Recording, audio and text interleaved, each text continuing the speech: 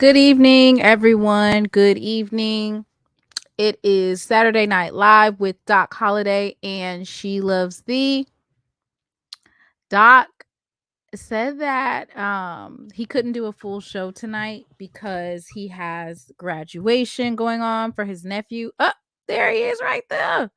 He gonna check in real quick. Hey Doc. What's going on, everybody? Doc, are you at graduation? My stepson graduated today, Okay, and congratulations. he gave me some good news. He is headed to Jackson State in the fall, y'all. Congratulations. A Jackson State Tiger. That is the greatest news. My You my have that effect on him. yeah, my stepson like going to Jackson State. He kept it from me for so long. He kept it from me for so long, and I was surprised that he's going. So I'm very proud of him. He he has come a long way, and I tell people because my son he has autism, but it doesn't affect him at all. So it's what I'm saying. I just Gifted. love. I'm just happy, y'all. That's good. That's good. So we are partying up his graduation party. His mom is inside the house. I'm outside with my cigar and watching the game. Um, so yeah, I'm just happy, y'all. Congratulations. Another I, Jackson State Tiger. That's a oh good commitment right there. yes, I'm sorry, and I'm on my phone, so because I don't have my laptop's at the house, so Oh, okay. we're at Aubrey, so that's the reason why I'm you know I'm in a whole nother element. Right. So you said you're watching the game. You watching Boston? Who are you watching? Miami? Boston, Miami? It's 55-53 Boston, and it's in the second quarter. Uh, Boston, this and is a must win for Boston, right? it's a must win for Boston. But if they win tonight, I mean, I'm gonna go with my boy Dave. What my boy Dave said, Boston in 7 because Miami about to run out of gas. That will be if they are able to pull that off, they will be the only team to have ever came back from an 0 From a and 3 3-0, lead, yeah, from an 0 right? 3 deficit. But y'all go ahead. I'm gonna keep tuning in. I'm gonna listen to it. So, and I might come back in to chime in.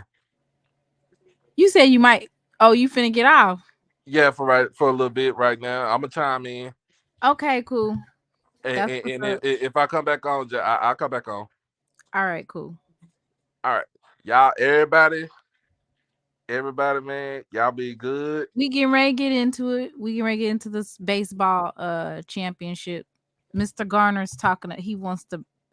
I wonder, is Mr. Garner from FAMU? He's trying to brag different tonight, I guess. Yeah, He's from FAMU. FAMU. Oh, I got something for him. I Get them, get them. Make sure y'all stream in. Make sure y'all tune in on Monday. Everybody, I have Bruce Eugene on the show Monday, and then Thursday, Ooh, that's gonna be a good show.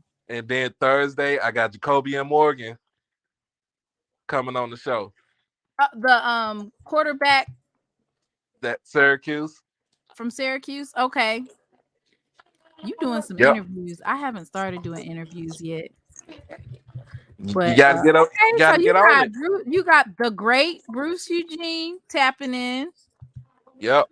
And then you said you have the Syracuse quarterback. Did you know that his mom is a Jackson State alumna?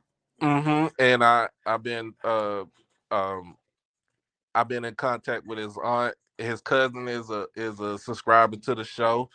So we hey, it's a good week, y'all. It's gonna be a good week. All right. Thank you, Doc, for checking in. All right, I'll come back through. All right.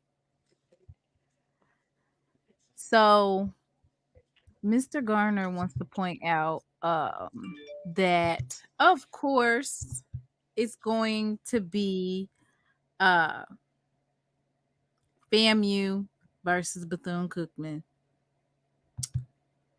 What do you guys think about SWAC championships being the baseball championships being in Atlanta? I looked at some of the pictures. It's a beautiful I guess this was at Georgia Tech, and they have a beautiful baseball facility for the game. I will say this, I still feel like they said there was a lot of people that came out, which of course Atlanta is a hot bed for SWAC alumni. Uh-oh, you said you enjoyed it. What did you enjoy about it, Rusty? I'm hearing great things about it, but I just wanted everyone's take on the baseball SWAC championships being done in Atlanta. There's a lot of SWAC alumna and alumnus period in that area. So I feel like it wasn't I love the way that they streamed it. If you guys did not get a chance to look at it, the I'm going to show you guys what website to go to. They have a YouTube SWAC digital network, and they did a phenomenal job of, I don't know who it was that they hired for to do the actual filming, but whoever it is, that's who they need to hire for our football games. I think if they did that across the board, it would be really good for the SWAC as a whole. So if you guys did not have a chance to look at the baseball games, you can go to SWAC Digital Network on YouTube, and great film. Like, they did a really good job of the commercials. Everything was A1. It was like top of the line. I was very impressed with it. They had playback and everything. So if you did not get a chance, and you know what? I've been to a baseball game before. Back when I was younger, I went to like the Kansas City Royals game, and there was a lot of action in all of these games. A lot of hits, a lot of home runs. It was good game overall. Like, I would have definitely went to the games if I was in Atlanta. Miss Foot says she watched every game and she enjoyed it. I would have been fine if it had not been at Georgia Tech. And that's what the games, like all of the games, really came down to the bottom of the ninth, or it was really all about those last couple of innings. So it was a really good job for the SWAC. So congratulations. And as you guys know, Mr. Garner pointed out that the championship game is going to be similar to what is it, the Florida Classic that they have going on, football, but it's baseball style. So FAMU and Bethune-Cookman will compete in the championship game, and it's tomorrow, and it will be on ESPN3. I'm wondering if I'm gonna show that game. If anybody wanted to know whose side I'm on and who I'm rooting for, I'm gonna play this message so everybody knows who I'm rooting for. Let me see if I can find the video clip. This is who I'll be rooting for. For tomorrow's game. You gotta pick somebody. Can't just be neutral. So I'm going to be rooting for It says, where else would it be? Morehouse? No, ma'am. Why not? I think it could have been at another HBCU. That would have been great.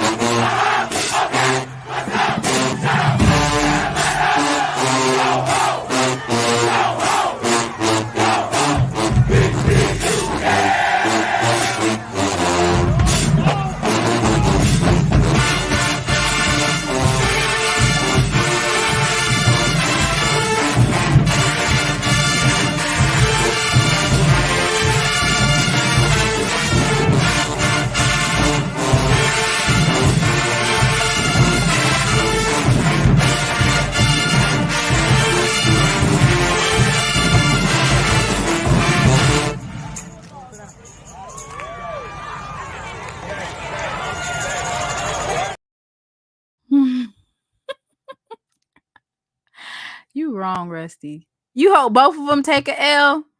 Dang. That's bad business right there. Anybody wants to come up and discuss the game, I'm going to drop the link in the comments so you can come up and discuss Atlanta.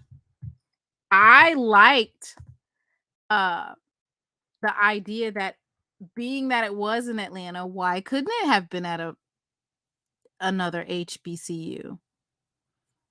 That's a good question. I don't know if Georgia Tech or any, are they compensating or what? But I think if you're going for BCU, yeah, type it down in the chat who you're going for. Me personally, I am going for the Wildcats. This would be great for Bethune-Cookman. They've been through a lot this past season. And actually, there was an announcement that was made today that said that the interim president for Bethune-Cookman, he has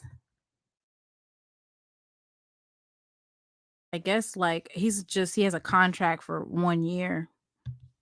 And he decided, Dr. Lawrence Drake, interim president at Bethune-Cookman University, confirmed on Friday to the Daytona Times that after his contract expires on June 30th, he has no plans to return to BCU.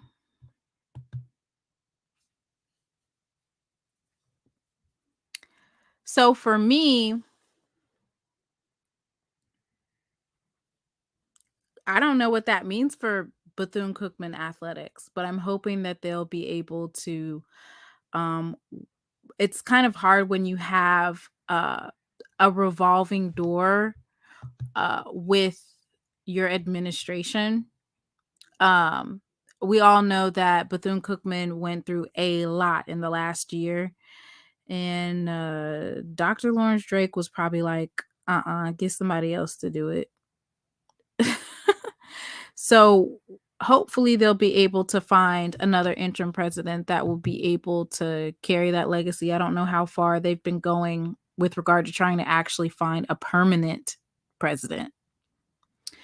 Someone said FAMU has a lot of diversity on their team. Boys knocked that ball all across that field. I saw that. It was quite interesting to see the diversity at FAMU. So hopefully Bethune-Cookman gets somebody that's going to support the athletics, because they just got done with all that stuff dealing with the football team. And so I'm rooting for Bethune-Cookman because, of course, I want to see them do well. That would be good if they could win this game to close out the season. And it's a commercial break. I have a commercial to show everybody. I'm sure that a lot of people have seen it, but this is for the new initiative that Jackson State football is doing. Of course, they are trying to get, we already have 4,000 in season tickets sold. And I think the goal is to get at least 2,000 more season tickets sold. So I'm going to go ahead and play that specific video. And that's like a commercial break for us. This is Coach O, your assistant head coach of JSU football. I had to bring in a special guest today to help me relay this message to you. We are less than how many days, O? 90. 90 days. We're less than 90 days away from kickoff in Atlanta, Georgia. ABC, your Tigers gonna be live. But guess what? Before we get to that point, we gotta take care of the vet first. We're gonna fill up our stadium before we fill up somebody else's, right? So this is what I need from you. I need you to go do what, Zoe? Get your damn tickets. Listen, we sold over 6,000 season tickets last year, but this is your homeboys now. I'm from Jackson, Mississippi. The head coach is from Macomb, Mississippi. These are people. And we are in the building ready to rock and roll. So Zoe, what do we need them to do? Get your damn tickets. Today, tomorrow, money order, check, cash, it don't matter. Just go to the vet and purchase your mother tickets. Guard the yard. Can't wait to see you this fall. We got 4 homecomings. 4 homecomings, not just one. Be there for all. You heard Zoe. You heard what Zoe said. He told you to get your tickets. So if you haven't gotten your tickets yet, it's super easy. Everyone's asking, how do I get the tickets? How do I get the tickets? So I'm just going to quickly share the website, which you can find posted in the link of all of the Jackson State football platforms. But it's basically, it's myimpacttickets.com. And another reason why it's important for Jackson State to highlight is because last year there was a little discrepancy with buying tickets from Ticketmaster. So at this point, it's more than just, they're trying to sell season tickets. Yes, we are trying to increase the amount of season tickets sold, but it's also important for everybody to know that this fall, you need to purchase your tickets off of impacttickets.com. A lot of times people will purchase tickets and then they'll try to like resell them on Ticketmaster, or they'll go to all these different links. So this basically helps with scalping and selling fake tickets. So you go JSUtigers.myimpacttickets.com, and then you can click on, you'll see baseball tickets, basketball tickets, and football tickets up at the top. And you just scroll down and it says 2023 JSU season football pass. So there are 4 games that Jackson State has at home that would cover for these tickets. And then, of course, the SWAC championship game, that's going to be a separate game. But basically, the 4 games that this covers, I'm going to go over that schedule so that you'll know. The W.C. Gordon Classic is the first home game, and that will be on September 23rd, which is Bethune-Cookman. This is going to be a great game. This will be, of course, Bethune-Cookman got Coach Woody, who is a BCU alum, and he's a great coach. So this will be our first game with 2 head coaches that are they're new. So we have Coach TC Taylor, and then we have Coach Raymond Woody. So that's the W.C. Gordon Classic. Mr. Garner, you going too fast for me. I'll get there. I got you. Yeah, so there's actually more than, I think that will be Bethune-Cookman is looking for a president. Jackson State is looking for a president. We also have Texas Southern's president just stepped down as well. Within last week, she stepped down as well.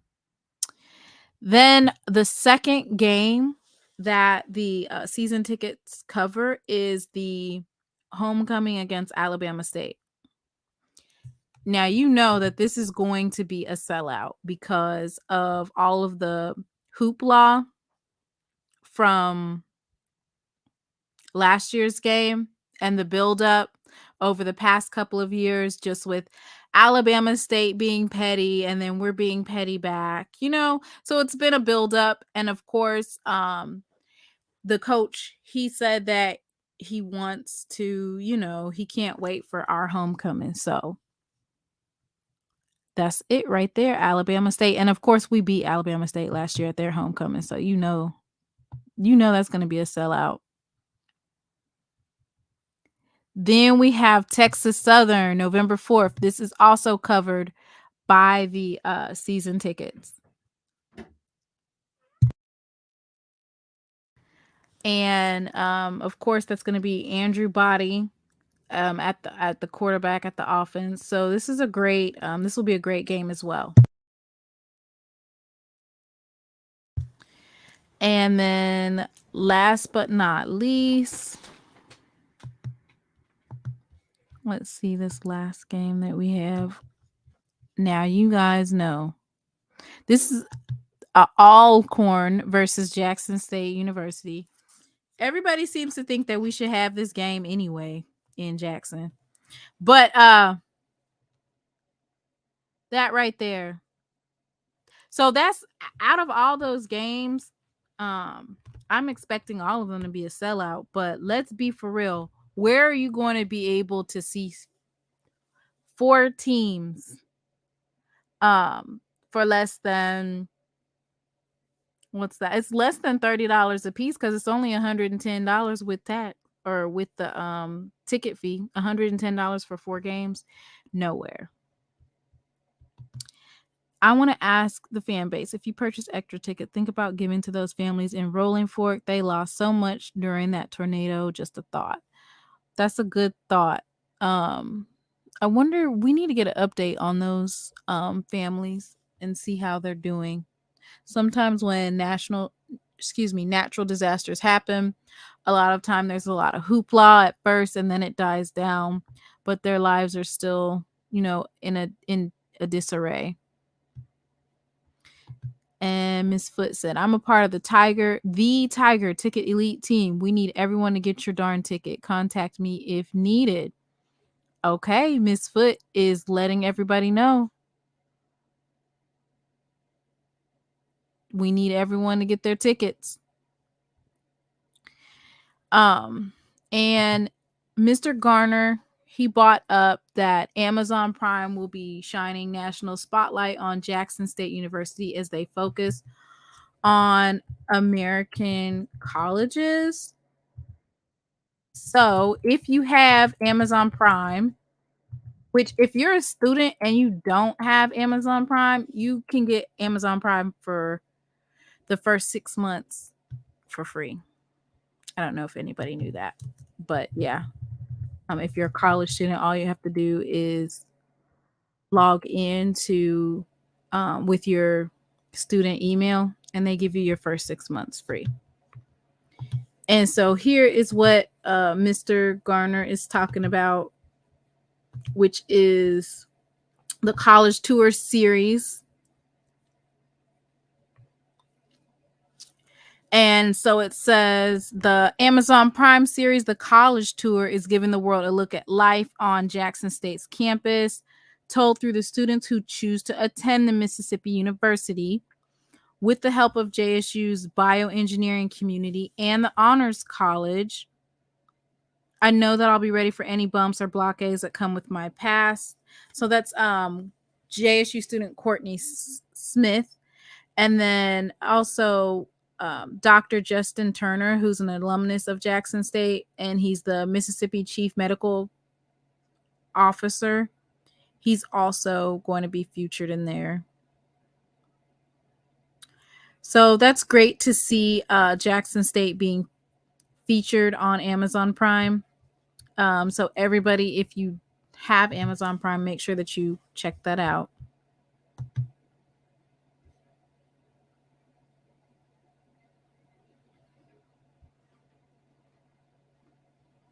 Ooh, Lord. She ain't have to tell me twice. Greens and candied yams for the Alcorn game.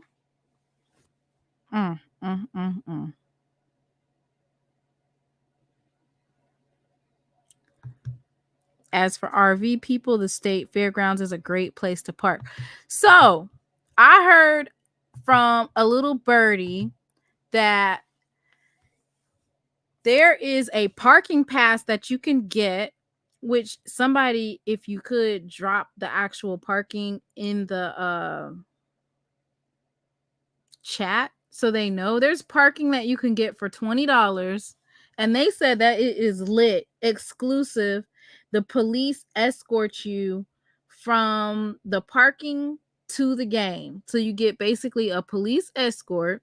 You know that your car is safe because it's in a secured lot.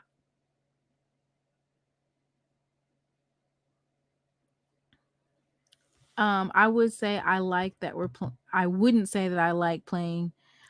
We are playing Alabama State for homecoming. Man, we're gonna wipe the floor with those Hornets. Wait, did someone actually come on and say go Braves? Not today, saying go Tigers. Yeah, I think they was just being messy. Okay, so with that being said, I'm still waiting on somebody to drop the parking information in the chat, but they said that there's parking for $20 and it's lit on the bus, and it's almost like it's a private detail straight to the stadium with a police escort.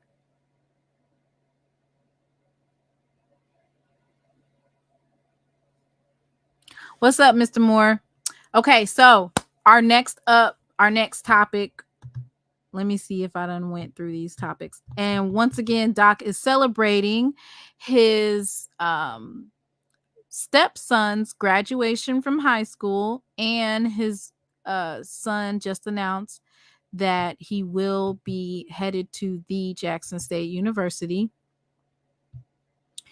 So now we're going to talk about this young man, Sherman Hawkins Jr. As you all know, Jackson State, there were 3 young men from Jackson State that were competing in the NCAA track and field championships. It was like the East. There's the East and then there's the West, and they have to qualify at one of these, either at the East or the West, in order to qualify for the nationals. So we had Ivan Donaldson. He's a freshman, and he qualified in the 400-meter hurdles. And then we had Sean Collins. He qualified to compete for the 200 meters and the 400 meters. And then you had Sherman Hawkins Jr., and he does the high jump. So Ivan Donaldson, he actually tore his hamstring, and he had an injury prior to actually competing in the 400-meter hurdles. It was like the final competition before moving on to Austin, Texas. He had a hamstring injury, so he actually was not able to compete for the race. So he started, and then of course the hamstring injury kept him from competing. And then Sean Collins, he was not able to qualify for either races, but he did a good job. He was able to complete both of the races, but he wasn't able to qualify. It's top 3 in each heat, and then the next 6 up. And then we have Sherman Hawkins Jr., and he's a freshman as well. And so we're going to go ahead and take a look at his film. This is from the Jackson State Tigers track and field on Instagram. So if you would like to go follow them, their Instagram is Go JSU Tigers and then TFXC. TFXC. So we're going to go ahead and take a look. And this is just basically him qualifying for Nationals, which will be held in Austin, Texas.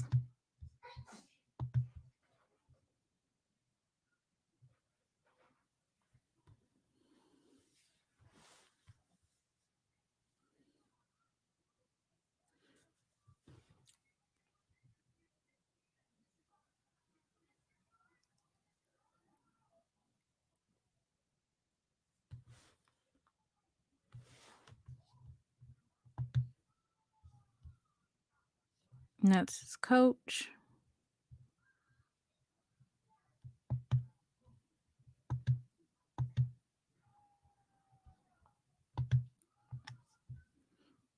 And so they actually didn't have it streaming on ESPN, so you kind of had to watch it, the website. So he started at 1.99 meters and he decided to pass on that one. So they are able to pass on one of them.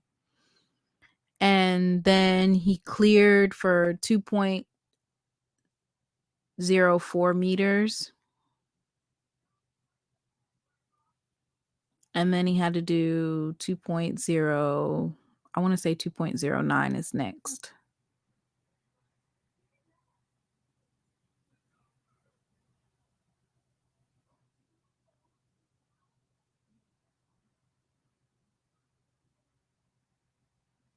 And he's just clearing it. He's way above that. So that's good.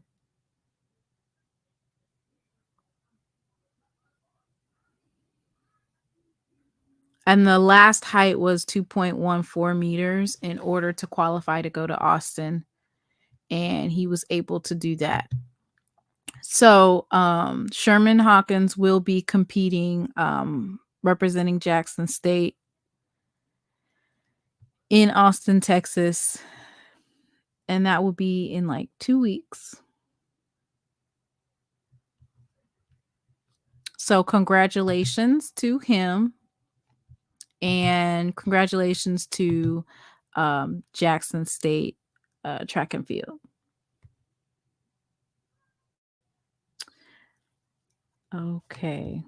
We got a lot of football questions. Y'all want to talk football tonight. I see you. Okay. So let's start with I'm going to scroll up because I see it.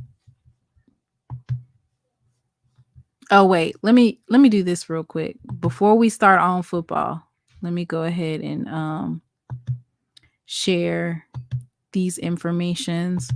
So we have a couple of camps coming up from Jackson State basketball on both the men and the women's side. And then we also have football camps. So this first camp is, of course, the women's basketball. That will be coming up next weekend, actually. That'll happen on Friday and Saturday, June 2nd and 3rd. Coach Reed will have the elite camp, and it's $100. It includes lunch and a t-shirt. You do have to be registered by next Thursday. So June 1st is the last day to register for that particular camp. And then the following week, they have the team shootout. Let me see if I'm able to pull that up. Team shootout will be June 10th through 11th from 9 a.m. to 8 p.m. That's a one-day fee of $300. One-day fee is $300. Weekend fee is $500. And so let me also go to Coach Mo's page because he also has a basketball camp as well.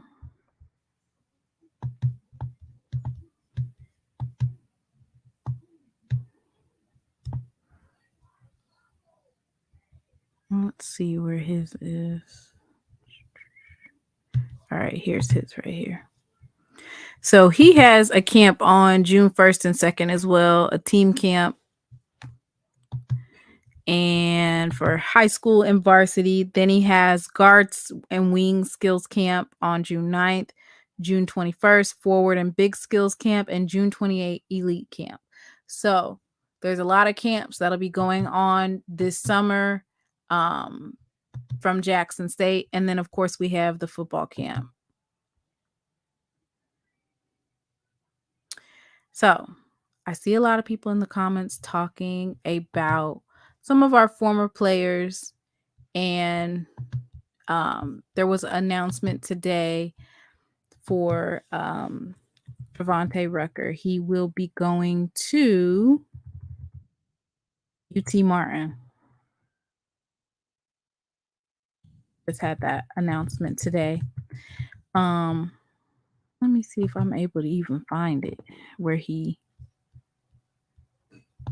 committed. I didn't see.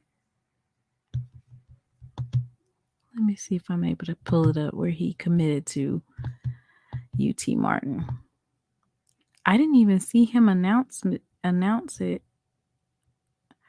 Did he announce at all on his? It must have been on Instagram. Let me go on Instagram real quick and see if I can pull it up. So apparently, Travante Rucker, who entered into the portal right after the spring game, he committed to UT Martin. And UT Martin is actually where I want to say one of our former players is also at that particular school. Here it is right here. So he's going to the OVC. I wonder, do they play Tennessee State this year? He's committed to. Okay, Mike, please. Said they try to play him like Madden. Oh Lord. Oh Lord. So congratulations on Travante Rucker for choosing UT Martin. Where is UT Martin? UT Martin at University of Tennessee at Martin. Martin, Tennessee. It's in West Tennessee. It operates a large experimental farm and several satellite centers in West Tennessee. Wow. So, congratulations to Travante Rucker for his commitment to UT Martin. I don't know if anybody knows, but our wide receiver room is, Lord have mercy. I think we have at least 16 or 17 wide receivers. If I remember correctly, that's Northeast Tennessee. So when you are a player and you are trying to get to a certain level and you feel like you're going to be pushed back with regard to what string you're going to be, are you going to be able to be wide receiver one, and what is it that you're actually looking for in your college career? You have to think about those things. And so Travante Rucker thought that after the spring game that it was his best, it was his best bet to probably enter into the transfer portal. So UT Martin, it says TSU will have a game on September 30th. So we'll be able to see some of these kids' journeys. We'll be able to see the progression, So for instance, Travante Rucker and Mike, please, they'll be able to compete. We'll be able to see, how they're doing.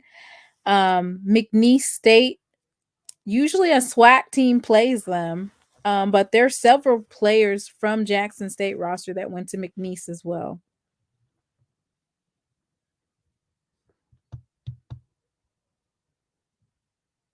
So I think Rucker got into the portal because maybe they tried to either reduce his scholarship or maybe he didn't feel like he was going to be wide receiver 1. Okay, Maxwell, I'll get to it. Let me see why it says, do you think Rucker? Okay, so I answered that question.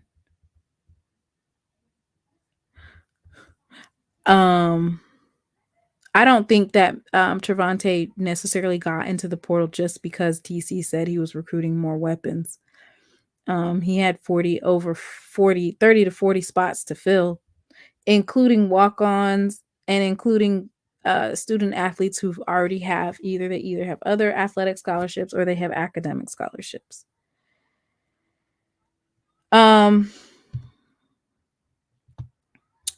Me personally, if I'm moving to a school for exposure right now, I feel like Jackson State has the most exposure and the SWAC as a whole has great eyes on them at this point in time, me personally.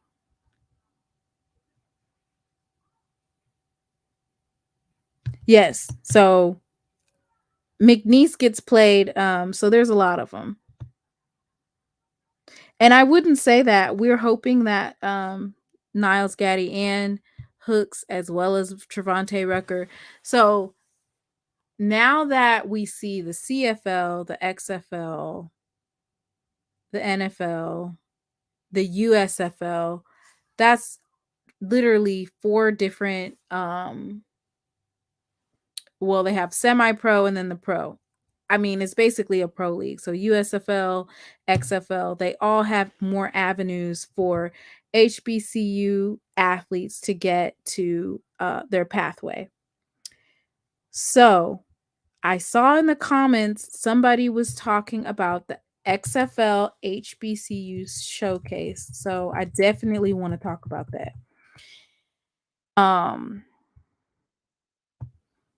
It's important because I was kind of upset because I was like, I sure hope that they continue to do a showcase for the first time that they did it. Well, they came to Jackson State, of course, and it was on the documentary, and I was hoping that it was something that would continue. So it does look like the XFL does plan to continue because let's keep it a buck. It looks like the USFL and the XFL have realized that the majority of their talent can come from places like HBCUs. So it's kind of like, okay, we can go and we can get a bulk of our talent from these HBCUs.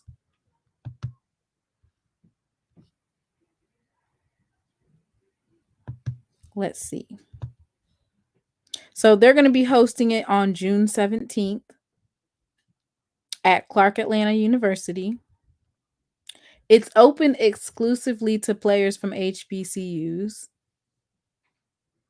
It says this will be the second showcase that the XFL has tailored specifically for HBCU players, having hosted a showcase at Jackson State University in the summer of 2022. 100 players from HBCUs played in the 2023 XFL season. When the XFL says it's a league of opportunity, we mean it, and you can see it in our actions we take to offer equal opportunities to players across the country. The showcase at the historic Clark Atlanta University allows us to shine a spotlight on HBCU players and give them a chance to showcase their skills for our personnel evaluators. I like the move to Atlanta. One of the reasons why I like the move to Atlanta is because Atlanta, like most airports, if you're trying to get to Atlanta, the flight is not that much. It's an easy place to get to, a big airport. And then, of course, you have Alabama, Memphis, Tennessee, like all the different locations. It's going to be easy to get to. So I like it. As we know, the DC Defenders head coach, Reggie Barlow, he's from Alabama. Isn't he from Alabama State? It says he served as the head coach at 2 HBCUs. And he said, I know firsthand the number of talented players that attend a historically black school who aren't able to continue their careers past the collegiate level. I'm humbled to be a part of a league that gives players and coaches of all backgrounds an opportunity to continue their football careers. So that's good. But it does say that you have to be invited only. Like it's by invitation only. So I'm wondering, how do they actually pick? It says if you have any questions about events and player eligibility. I'm wondering, how do they have to have entered into the draft in order to do it? Like how? Let's see. It says in order for a player to be eligible, they have to have graduated from high school in the year 2019. This must be old or earlier. Players exhausted collegiate football eligibility. No more than 4 years have elapsed since a player's last collegiate or professional football game. The player is not under contract by any other professional football league, and the player is not currently a member of a collegiate football team for the 2023 season. Okay. Refund policy. Oh, you gotta pay to register?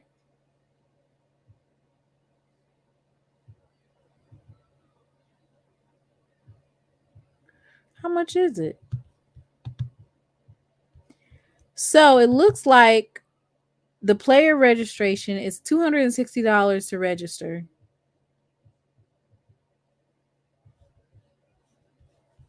You gotta pay to but if you're not chosen, I guess you get a refund.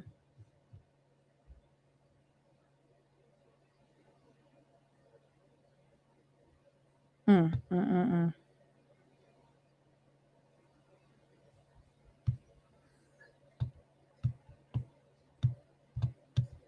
it says that XFL teams are talking about expanding their rosters from 51 to 90 in the offseason. So basically, the XFL probably has had a lot of success. Well, I don't know if you guys saw any of the games, but a lot of those games were sold out. So they had a lot of success. So that's probably why they're talking about expanding it. But that just means more opportunities for HBCU. Who is Mr. Maxwell? South Carolina State in trouble. Oh, okay. You're right. They are in big trouble.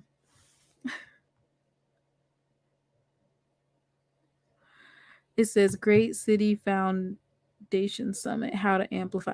So, Mr. Alexander, what I think about any type of 20-year plan is the 20-year plan. I don't, if it's, especially if it's put out by the city, it's more than likely trying to exclude Black people as much as possible. That's what I think. So, especially the whole, like, we're going to build a stadium. No, thanks. We're going to keep the vet and just renovate the vet, because they're never going to build a stadium. That's why will we go and get a 40,000 stadium? That's bad. That would be going backwards. No. They're not going to pay for 60,000 stadium. Just renovate the one that we have. And it says players are permitted to attend multiple showcases. Players are permitted to attend the defensive or offensive portion of each showcase, but you can only register for one position. So I didn't know you had to pay for XFL showcase, but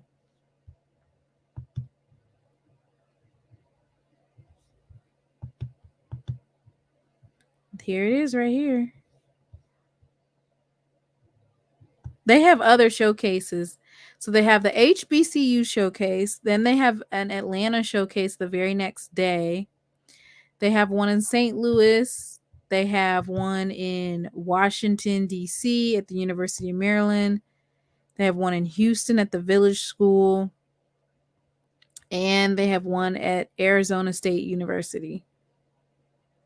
So I think that's cool that they are continuing to do the HBCU showcase. That just shows that there's so for players like Demetrius Jordan, I know he was stating that he was done with football, but this might be an avenue that he can take towards getting picked up for a professional team. Let's watch the commercial again because there's a lot more people in here than when I first started. So we're getting ready to watch the commercial. Of course, we are advocating for you to get your damn tickets. Let's go.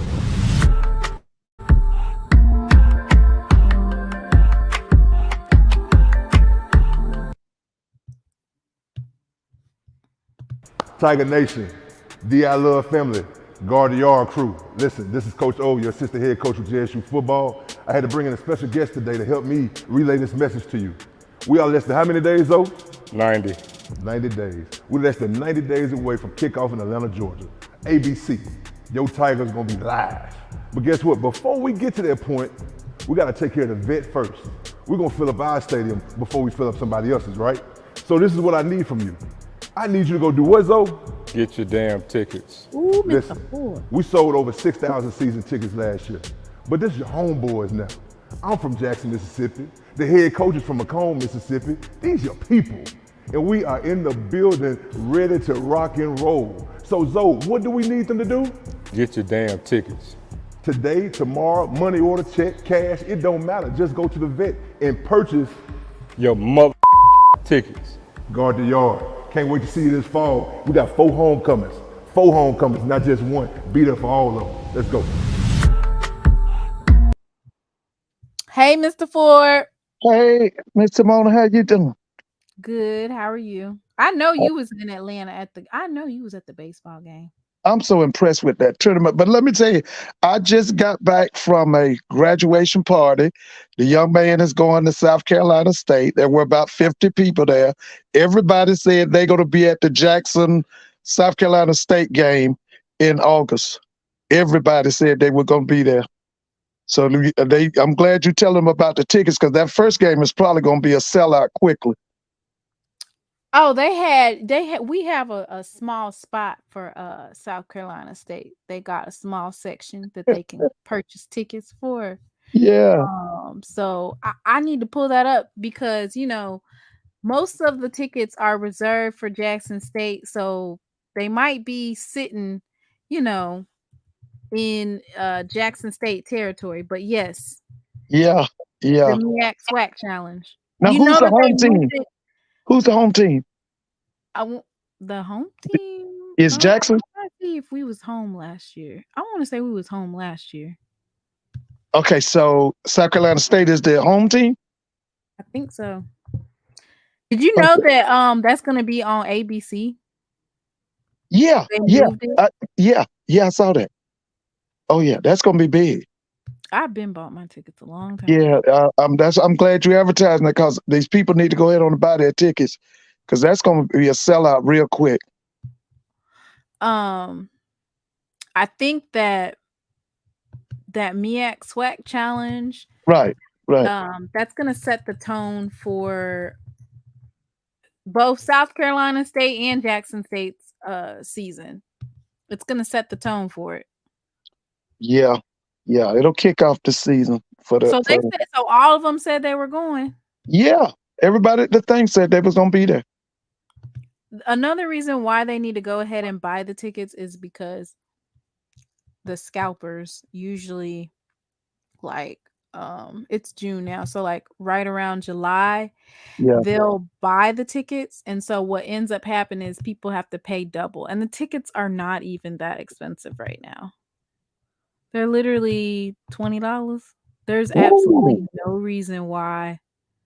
That's field level or that's upper deck or where? Field level. You can get a ticket for $25. I just pulled it up. Yeah. They still, yeah. I mean, but the thing is, like, once people, they're not really advertising it, like once ESPN says, oh, Jackson State and South Carolina State will be showing them on ABC, then they will like basically the price of the tickets will go up astronomically. But I'm looking at the stadium. I'm looking for myself, and like Jackson State, I don't know if you can see it. It's probably a little small for you, but Jackson State side, like at the bottom, is already looking pretty bleak for if you're trying to get those tickets right there. They don't have very many tickets left to where you can get them at the bottom. So you would have to be on the second row for Jackson State. South Carolina State, they still have plenty of room at the bottom. Now, what's the capacity of that stadium? Center Park Stadium. Right. It's not 30 or not. Is it what, about 25? Center. I'm surprised that we're having it there, actually. Why are we having it there? Well, that's the stadium they use for that SWAC challenge. Really? SWAC, yeah. 24,333 is definitely going to be sold out. Yeah, because the one I went to before was Jackson and Bethune-Cookman. That was a sellout. I can't believe they had it at that stadium. We were what did you do to Doc, young lady? This is Saturday Night Live. Mr. Haynes, Doc is Doc is with his stepson at a graduation party. Yeah. So I didn't know that the stadium was that small. Yeah, it's kind of small. Jackson State can fill up a stadium of 25,000 on their own. So I'm pretty sure people just waiting last minute to buy their tickets, which it's really the tickets are literally $25. Like there's no reason for you not to go ahead and buy it. But we have multiple campaigns going on. The one that I was just played, that was for our season ticket sales for the season. Jackson State's got 4 homecomings, Mr. Ford. Yeah. You got now give me your home schedule. So our home schedule consists of the first game is going to be Bethune-Cookman. Okay. September 26th. That's our W.C. Gordon Classic. That'll be big. Yeah, so that's where they have, like, whenever we have classics, they do a whole bunch of events during that week. So they have a golf tournament. Right. That's right. And I hope Bethune brings that band. They got a big band. Oh, yeah. I hope they bring that band. It's a big game because you have 2 new head coaches. Right. So Raymond Woody, and then you have Coach T.C. Taylor. Yeah. Oh, yeah. Both of them, Coach T.C. Taylor, he was drafted to the New England Patriots. And then didn't Raymond Woody play in the NFL? I'm not sure now. I'm not sure about let me see. He's been around the Power Fives. I know that. Yeah, I saw that. Let me see. Yeah, I didn't know about him in the NFL. I got to do the research. I'm gonna do it right now. He was coaching at Florida Atlantic. Yeah, that's right. He was with Willie Taggart. At Oregon, at Florida State, at UCF, right. at WKU. Good Lord. Yeah, he has experience on the Power 5 level. Oh, it says that Coach Woody spent 1 season playing the CFL. So he went to the British Columbia Lions. He played in the CFL. Okay. Oh, yeah. But he's actually, this is his first time as a head coach outside of outside of high school football. This is his first time as a head coach. So we got 2 head coaches that are, their first time as head coaches. Big game. Oh, yeah, that's your first home game? Yes, our first game. Okay, that's your home opener. Right. Yeah, I hope they bring that band. I hope Bethune brings that band. We have week 0, of course, is South Carolina State versus Jackson State in Atlanta. Then we have, of course, the Blue Blossom Classic in Miami, Florida. Then we go to Southern. Oh, that's going to be a big game. That's going to be a biggie. And then we have Texas State. Our first 4 games are on the road, and those are, you know, they have big implications for the season. And I just learned something new about Texas State. And they used to be called Southwest Texas. Mm. And that was Jim Wacker. I think it was Jim Wacker. He eventually became the coach at TCU or somewhere. But they were once called Southwest Texas State. Mr. Ford, do you think that JSU should try to get another team for the MEAC SWAC challenge since we're going to be on ABC? No, listen, like I told him the other night. See, South Carolina State and Jackson are like Muhammad Ali and Joe Frazier.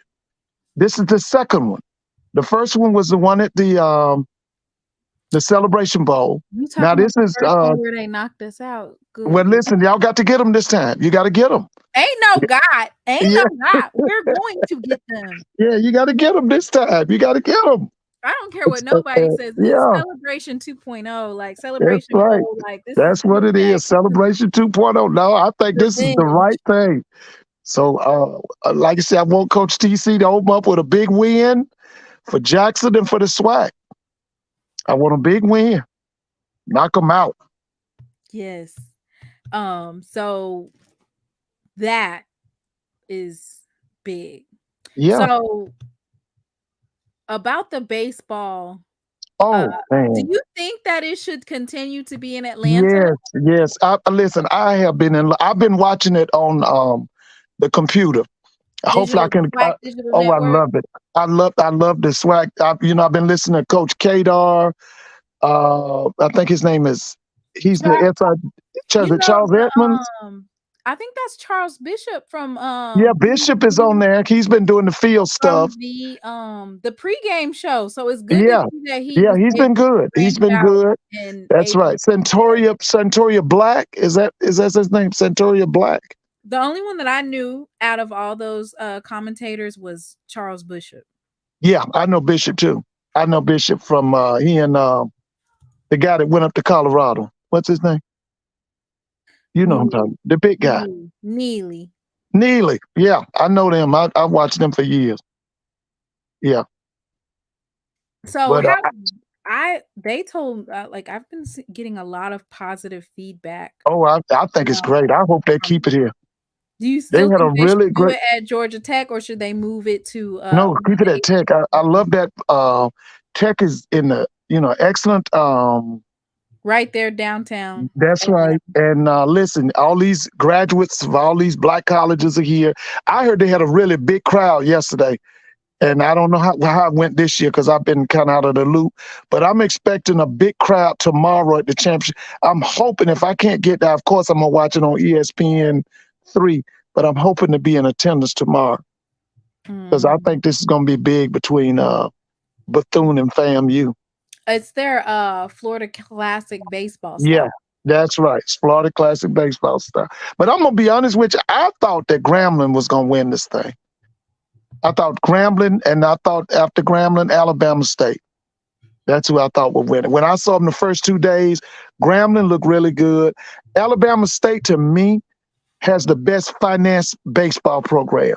FAMU needs to put more money into their baseball program. They got a good coach. And you know what? They're going to mess around and lose him. Southern needs to.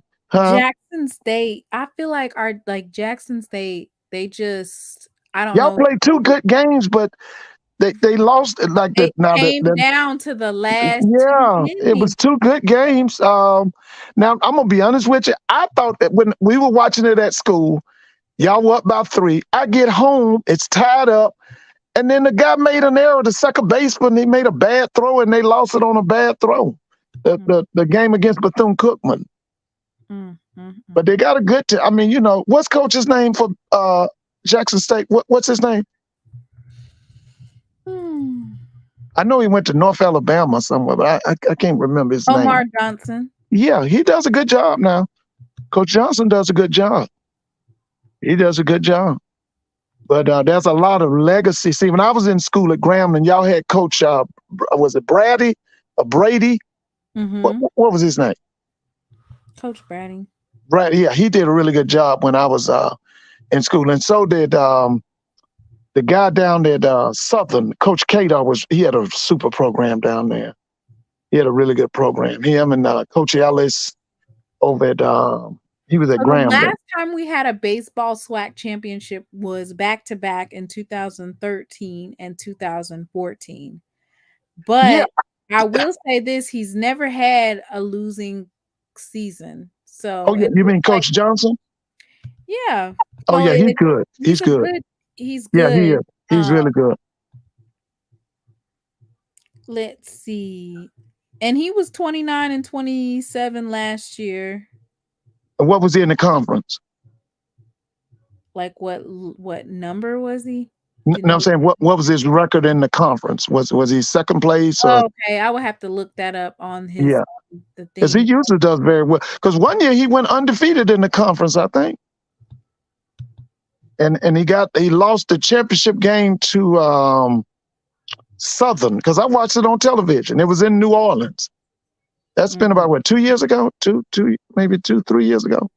Yeah, he had his 500 win versus Alabama State. Yeah, he's been very successful. He's been very successful last year. Yeah. So it looks like he's 510 and 326. Oh, that's great.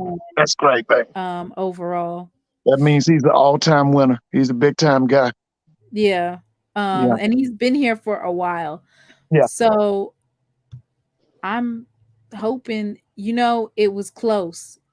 We're getting ready to lose the what is it called? The Commissioner Cup. We're getting ready to lose it by literally half a point.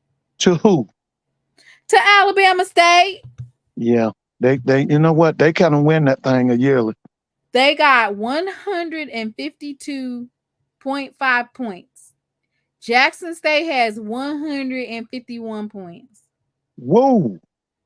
We literally, we would have had to win the baseball tournament to win. Yeah.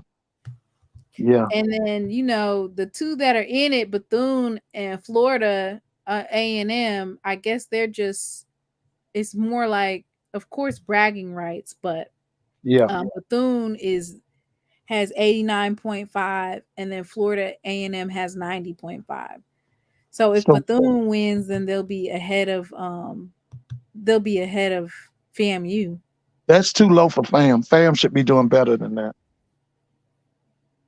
They said JSU pitching has been awful and it remained awful. Oh, okay. So JSU pitching's been off this year. I was like, damn, listen, I went to a baseball game back in the day. I went to the Kansas City Royals game. Oh, yeah. And it was so boring. And the reason why it was so boring is because the pitcher was so good. I don't know, SWAC, as far as their pitching game, they are hitting so many baseballs. Like, it is a run heavy, hit heavy type of game. Yeah, you're usually right. when the pitcher's doing good, it's boring. Yeah. Because nobody's hitting any balls. Everybody was hitting balls left and right. Alabama State had a really good hitting team. FAMU had a really good hitting team. Jackson. And everybody was hitting everywhere. I was impressed with the hitting of those that's teams. What made it such a good, I can watch a game like that because there's a lot of action going on. Folks trying to steal the bases. Oh, yeah. I know yesterday in the game that we were playing, one of the, I think it was Bethune-Cookman, they tried to steal a base from Jackson State and he got out because the pitcher threw it to second base. The second base. How many players does Jackson have from California? Do you know that? From baseball? Yeah. Do you have a lot of kids from California? I'm not sure. Let's look at that. Because one thing I did notice about FAM, now FAM has a lot of kids from Florida. Bethune had a lot of Hispanic kids. So we have our Darius Townsend is from Northwest Mississippi College. And what's his hometown? Pontotoc, Mississippi.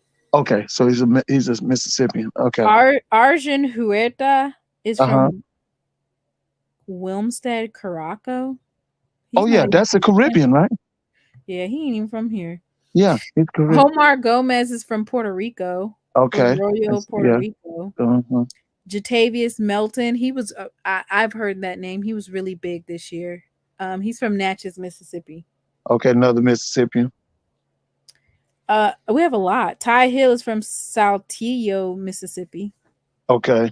He's a graduate student, so he won't be here next year. Right. Let me see who else they got. Colby Guy is from Chester, South Carolina. Woo. So it doesn't look like we have this is a lot of like down south players. Oh, okay. I was just wondering, did Coach Johnson go into California? I don't see anybody from California. California. Okay. Solon, Ohio, Jesse Carver. Oh yeah. Okay. Starkville, Mississippi. A lot of these folks are homegrown from Mississippi. Yeah, that's homegrown kids there. Oh, we got somebody from Australia. Wow. Oh, you do? How do you even find somebody from Australia? What position? Daniel Bannon. Don't get me to line. I don't know what INF stands for. He's an infielder. Yeah, infielder. Okay. Junior, and he's from Australia. Right. Okay. Dang, we got a transfer from North Carolina A&T. Whoa. Brett Mersman, he's from White Lake, Michigan. He's transferred from North Carolina A&T. That A&T's baseball is kind of bad. Oh, that baseball is bad. Cesar Saavedra, he's from Panama City, Panama. Okay, so he's that's Central America, or that's Central America. Yep. Yeah. Jordan Smiley is from Claremont, Florida. Okay. He's a freshman, so he's new. He's an outfielder. Right. We have some more people from Puerto Rico. And Angel Escudero, he's from Toa Alto, Puerto Rico. Okay. He's probably glad to be up here. Yeah. Marcus Atterbury is from Monticello, Mississippi. Right, I've heard of Monticello. Yeah. What position? He's an infielder. Infielder, okay. Yeah, and then the center, Emmanuel Bentoncourt, he's from Ponce, Puerto Rico. We got a lot of players from Puerto Rico. Yeah, y'all got a pipeline out of Puerto Rico. You called some names from Puerto Rico. Jonah Posse is from South Haven, Mississippi. Right, I know that. Robert Brown is from Baton Rouge, Louisiana. What's his high school? What's the one from Baton Rouge? Transfer from Prairie View A&M. Okay. High school on there, but he's from Prairie View A&M. Let's see what high school he's from. It doesn't say. Anything in there on there related to that. Oh, we finally got somebody from California. You do? Yeah, Jalen Williams is an infielder. He's from St. John Bosco. That's a big time school. Is that Los Angeles? Where is that? Fontana, California. Yeah, but they big in football too. Do you know that we just got a basketball recruit from there? Yeah. I think Doc talked about that one night. Yeah. We just got him. Oh yeah, 6'9", wasn't he? No, not him. Somebody else. We got him today. Was he a big man or a guard? He's a guard from St. John. What was his height? Let me see. His name is Delaye or something like that. Let me see if I can pull it up. But anyway, so we're getting players from I didn't know that St. John Bosco, we probably have I think 2 or 3 players from St. John in the last couple of years for football. Yeah, for football, that's right. That's a powerhouse. That school's a powerhouse. Basketball. And now we have this young man, he's baseball. Right. Christian Womble is from Pittsburgh, Massachusetts. Ooh, dang, we got somebody from British Columbia. Whoa. Marshall Louise, he's a center for baseball, and he's from Surrey, British Columbia. Ooh. Yeah. A long way from home. So it's good. He does good with recruiting, I can tell you that. Oh, yeah. Yeah. And y'all got Puerto Rico on lock, right? Yeah, Dallas, Georgia, and Atlanta. Oh, yeah. Georgia. I know where Dallas. That's up here. That's outside of Atlanta. What's that kid's high school from Dallas, Georgia? It Was says it? that he's a Georgia State transfer. Oh, he's from Georgia State. Yeah, Brandon. Oh, okay. What does LHP stand for? Left. LHP. Left-handed. What is it? Left-handed pitcher. Yeah. So it looks like they need to do some upgrades on the pitching, from what I understand in the comments. Then we got. You have to check their earned run average. See how many runs were they giving up per game. They got it's pitching. Justin Johnson. He's from West Sacramento, California. Whoa. Okay. So basically, he's got kids from all over. Houston, Texas. Dalen Caraway's from Houston, Texas. He went to New Mexico Community College. Okay, so he did JUCO first. Another one that's from Bayamon, Puerto Rico is Eric Gonzalez.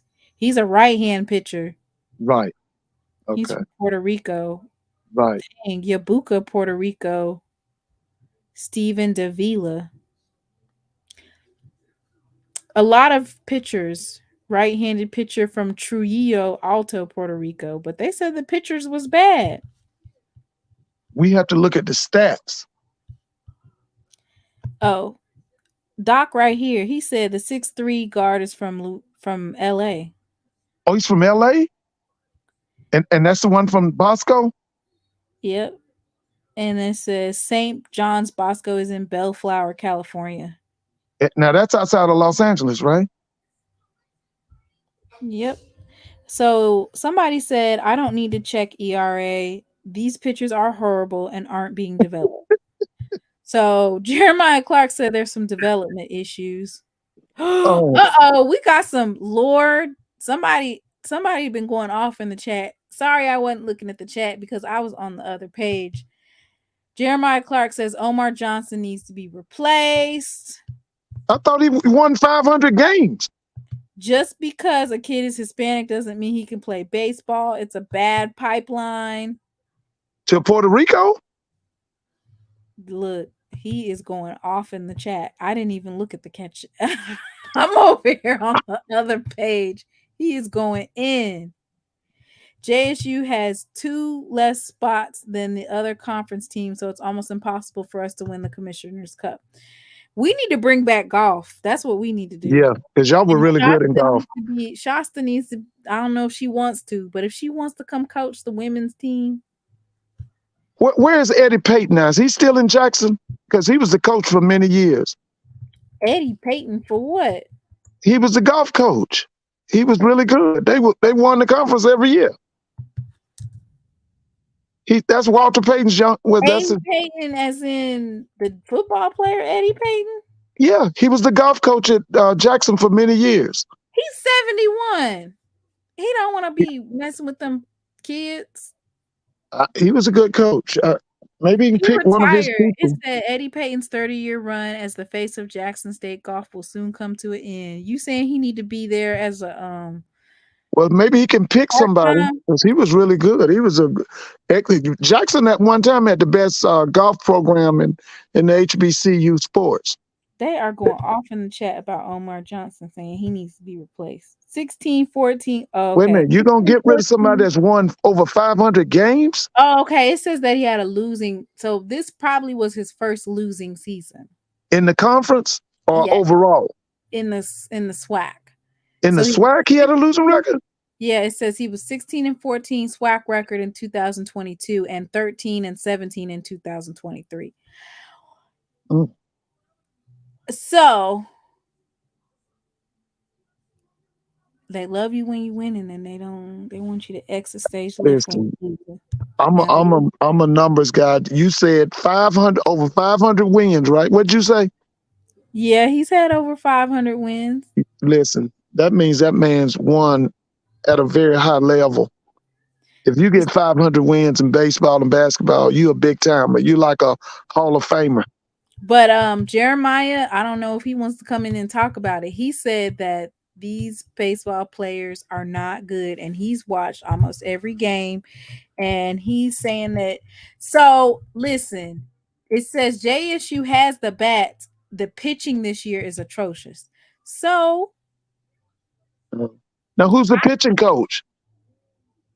yeah, let's work on that. But let's Yeah. not say that somebody needs to be fired. With 500 wins? 500 wins, you talking about Hall of Fame. Omar needs to consult with Marvin Freeman here in Atlanta on pitching. Freeman trains pitchers here in Atlanta. Yeah, he does. Or just recruit some good pitchers. I understand everybody's talking about development, but for the most part, they want you to be on par. They want you to already be developed to a certain extent. That's just the name of the game right now in sports. They want you to. It's almost like how they do with regard to like jobs, where they want you to already have experience on even on the most basic lower level jobs. They want you to have a certain number of experience. Here's now, Mr. Moan, let me just say this to you. Now, usually them black boys that can throw that ball 90 miles an hour, they trying to go pro. It's hard to get black pitchers. Yeah, they trying to go pro. If you get a kid 90, 95, he's trying to go pro. They said when you play Tougaloo 10 times a year, it's easy to get to 500. You play Tougaloo? I mean, that's a joke, right? I think we're being facetious, but yeah, that's a joke. Okay. Some of basically what they're saying is he's getting padded wins playing Tougaloo and Russ College. Somebody said 350 of those were fraudulent wins. Now you exaggerating, Mr. Clark. Mr. Ford, how you doing? Hey, how you doing? I'm good. I'm still celebrating my stepson. His graduation was today. Right. Okay. Now where's he going to college? D.I. Love. He going to Jackson. He going to Jackson. He kept it from me for about 5 months. Okay. Listen, I heard you last night. You were with your round table with Kobe and them. Yep. Yeah, I heard you last night. Oh yeah. I'm like I told everybody, I'm excited. You're gonna like it. You're gonna have to listen to the show on Monday. I'm gonna have Bruce Eugene on the show Monday. No. Listen, I wish we could get Bruce back in the SWAC coaching somewhere. Oh yeah. Whoa. Where would he go, Southern, Mr. Ford?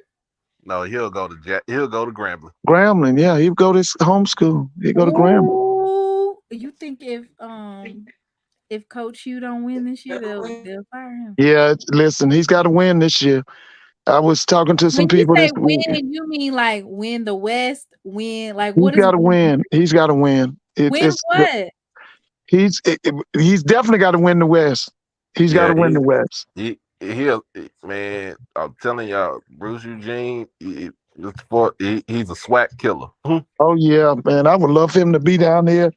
Maybe start him off as offensive coordinator, quarterback coach, or something like that. Because he's a Hall of Famer. Bruce should be. Is he in the Hall of Famer? I don't even know if he's a Hall of Famer. I'm gonna ask him. Yeah, I think he should be. If I'm quite sure he's a SWAC Hall of Famer. That question, we gotta look it up. You said Bruce Eugene. When you say Hall of Famer, you mean I know he's got to be Grambling Hall of Fame, SWAC Hall of Fame. Is he College Football Hall of Fame? Because that guy threw for 1 million yards. Yeah, he got the second highest passing yards in the SWAC. Yeah, a lot of people was watching him. Steve McNair. Yeah, I remember him. I used to watch him at them Bayou Classics, man, because he was from New Orleans, I think. Yeah, he's from New Orleans. Yeah, because he was big. He had that weight on him. Everybody was looking at him, and he could throw that football. Yeah. Yeah, I remember him. The round mound touchdown. Yeah, that was him, man. He's a big guy. He was Doug Williams, right? Didn't he play for Doug Williams? Melvin Spears. He played for Melvin Spears. Okay. Mm-hmm. Oh yeah, I remember him now. Them was some battles with Southern, because that's the Pete Richardson era, isn't it? What's that? Didn't he play against Pete Richardson's team? Yeah, he destroyed Pete Richardson 4 years in a row. Yeah, because Pete, man, you know I'm a Pete Richardson fan, man. I'm a Grambling. Mr. Ford, Kobe said that his mom loves you. Tell him I said hello. Now listen, tell him I was at a graduation party. Everybody was from South Carolina, and they said all of them are gonna be at the game for the Jackson versus South Carolina State game. It's Jackson State, and we're hosting South Carolina. South Carolina State. And what'd you call that stadium? What'd you call it? Pack Stadium? Center Park Stadium. Center Park Stadium. Yeah. It's gonna be so many Jackson. I didn't know the stadium only holds 26,000. Yeah. Like out of 26,000, that's right. It was the old Braves field. That's right. It's probably gonna be 20,000 Jackson State fans, and that's kind of keeping it lightly. Well, now let me say, Mr. Mona, now it's a lot of them Bulldogs in Atlanta. Now I'm gonna tell you, I work with a lot of them. It's a lot of Bulldogs here. All 6,000 of them. Now, it's a lot of them. I'm serious, because you know that's not far from here to Columbia, and then over to Orangeburg. That's not really a long ride. What's that? 2.5 hours? 3? It might be 3 at the most. I don't. What I'm thinking about, maybe 250 miles, something like that. It's not that far. Not even that far. Probably about 100. Yeah, because Columbia. Telling you right now, I know. Like we just looked at the map. South Carolina must know they finna lose. They ain't bought no tickets. I'm not exaggerating. I'm just looking at the map, and the map says. But you know they'll be there now. They coming. They'll be there. Tickets. They come, Mr. Mona. They'll be there. I'm telling you. I know them. You know, see, when I was in college, when I was at Clark, we were too small. We couldn't play them. Now, the only school in Atlanta that could play them was Marsh Brown, and they would come down here and beat Marsh Brown to death. They would always score like 50 points. This was back in the late 70s, early 80s. They were really good. They were that was under the legendary coach. He went out to Wichita State. His name was Willie Jeffries. And then they had this other guy named Willie. He was Shannon Sharp's coach at Savannah State. You know what I'm talking about, Doc? I can't think. He's this. No, Slater was Tuskegee. Yeah. Yeah, this guy here, he's the one who brought Shannon Sharp to Savannah State. Yeah, but he took over after Coach Jeffries left South Carolina State and went to Wichita State. And he took over. And I mean, they were something else, man. There is literally there's on Jackson State side, there's barely any tickets at the bottom left. Whoa. And then over here at South Carolina State, they just have this little, small area for South Carolina State, to sit. They still got some tickets left. A lot of blue dots over here. I'm not exaggerating. Listen, they'll get in there. I'm telling you, I know them Bulldogs. Go ahead and get y'all tickets. It says nobody buying tickets before July 4th. I don't know why, because what's going to happen is right now y'all can get tickets for $20. Why not go ahead and purchase them now? Because they're literally. Oh, this before it was Bill Davis. Bill Davis, that's right. That's him. He's deceased. He was a graduate of Johnson C. Smith, I think. Yeah, that's him. Bill Davis. He had some killer teams at South Carolina State. He was something else, man. They would listen from about 70 on this side over here. They were the MEAC. They really dominated, man. The Bulldogs were something else, man. They were something else. Do you think that this season will miss Tennessee State versus Jackson State? Yes, that's a big game. Mm-hmm. I mean, it was replaced with Southern though. So, I mean, is that going to be the game that we usually would play against Tennessee State every single year? Do you think they'll switch that to Southern, or will that be a game that they switch to home and home after? You know what? You just hit it on the head. What I'm hoping now is that Jackson and Tennessee State will go home and home. That's what I'm hoping for. Now, when I was in college, that's how it was. It was Jackson would come to Nashville, and then Tennessee State would come to Jackson. That was before the Southern Heritage Classic when I was in school. Yeah, but I want Jackson and Tennessee State. I want them to get that series back on. That's a major series. We can't kill that. I'm You sorry. said you can't kill it? No, we can't kill that. They've got to get back to playing. Just like Tennessee State. See, my thing now, and Doc knows I've been hollering about this. Tennessee State has got to play Florida A&M.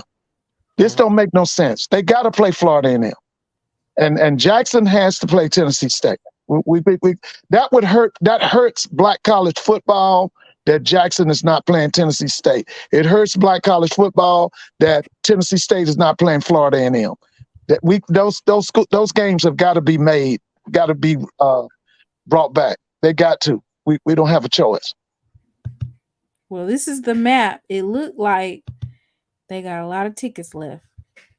And that's in Atlanta? No, I just pulled up Southern Heritage Classic. I just pulled up. Oh, yeah, that's not going to work with no Pine Bluff, and that's not going to work. I just looked that's up not going to work. TSU versus. They would have come out better getting Alcorn. It is. I'm looking at the game. Miami cut it down to 4 now. What quarter they in? They in the fourth quarter with 1:34 left. What Boston 100, Miami 96. Man, I hope Miami can win the game. So they got a lot of there's a lot of tickets left for the Southern Heritage Classic. Yeah. It's not gonna work. That's not gonna work. That's not gonna work. That's not gonna work. Maybe so you think that once that happens, they'll be ready to come back to the drawing table and give us what we asked. Yeah, what that guy in Memphis, whatever his name, Doc, what's his name? Fred something. Okay, Fred has got to give Jackson $1 million, and he's got to give Tennessee State $1 million. I'm sorry. Fred. He's got to give Jackson $1 million. He's got, if the lowest he can give Jackson right now is $700,000. Wait, huh? Yeah, that's about the lowest he can give him, $700,000. 700. 700,000. No, I say 1.5 million. Yeah, that's what I'm saying. It's got to be. They got to start at $1 million. 1.5 million. Yeah, not including the band. Right, that's what I'm saying too. Yeah, give the band their own money. We need 1.5. But he's got to do it. If he don't do it, then my thing is, because he's what we call the middleman. You can cut the middleman out. Tennessee State comes to Jackson. The next year, Jackson goes to Nashville. And by the way, Doc, you heard the announcement this week. The Tennessee Titans have pledged to help Tennessee State build a 30,000-seat stadium on the campus of Tennessee State. Did you hear about that? No, I ain't hear about that. That's nice. Yeah, that's the new one. What'd you just say? It's the Tennessee Titans have pledged to help Tennessee State build a 30,000-seat stadium on the campus of Tennessee State. That would be nice. Well, and Eddie George was behind that. You know, he did the negotiating. Yeah, that would. They're trying to play it like that. It looks like it says the new NFL stadium deal is a win for TSU football. So now I know. Now the Titans are talking about building a dome, right? It's supposed to be a win is because we're gonna play there. It says the new Tennessee. Why are they putting us in that? They said Jackson. It says no. You said Tennessee State. Says Tennessee State. Yeah, the new stadium is good news for TSU. Right now, the university pays thousands of dollars per game to play the football game at Nissan Stadium. And that's a disaster. The new deal, they'll pay nothing. This comes after Tennessee Titans and TSU have been in partnership for years. Yeah. TSU played all of its home games at Nissan Stadium. TSU players even have their own locker inside the stadium. The Titans-TSU relationship is like no other. Oh, okay. The Tigers returned to its Hale Stadium on campus and now play home games at both locations, but it comes at a cost. This is why President Glenda Glover and George are in favor of the new stadium deal. So it looks like to me, it says right now we pay $200,000 per game. That's Tennessee State. 200,000 as we play 6 games, said Glover. If we choose not to play at the stadium, TSU will get 150,000 per game, which means up to 900,000 per year. That's a good. That's So good. I'm kind of confused. for So them to- now their home games are basically gonna be at the Tennessee Titans stadium. But it doesn't work. Listen, I remember Eddie George's first year, they didn't average 5,000 fans down there at Nissan State. The biggest crowd they had was homecoming. They had 8,000. Because what the people do, they come and tailgate and they won't even go in the game.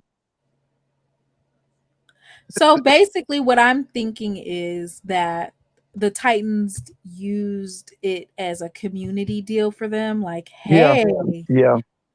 so does that include the Southern Heritage Classic? Does No. that mean they? No, that's neutral. That's a neutral game.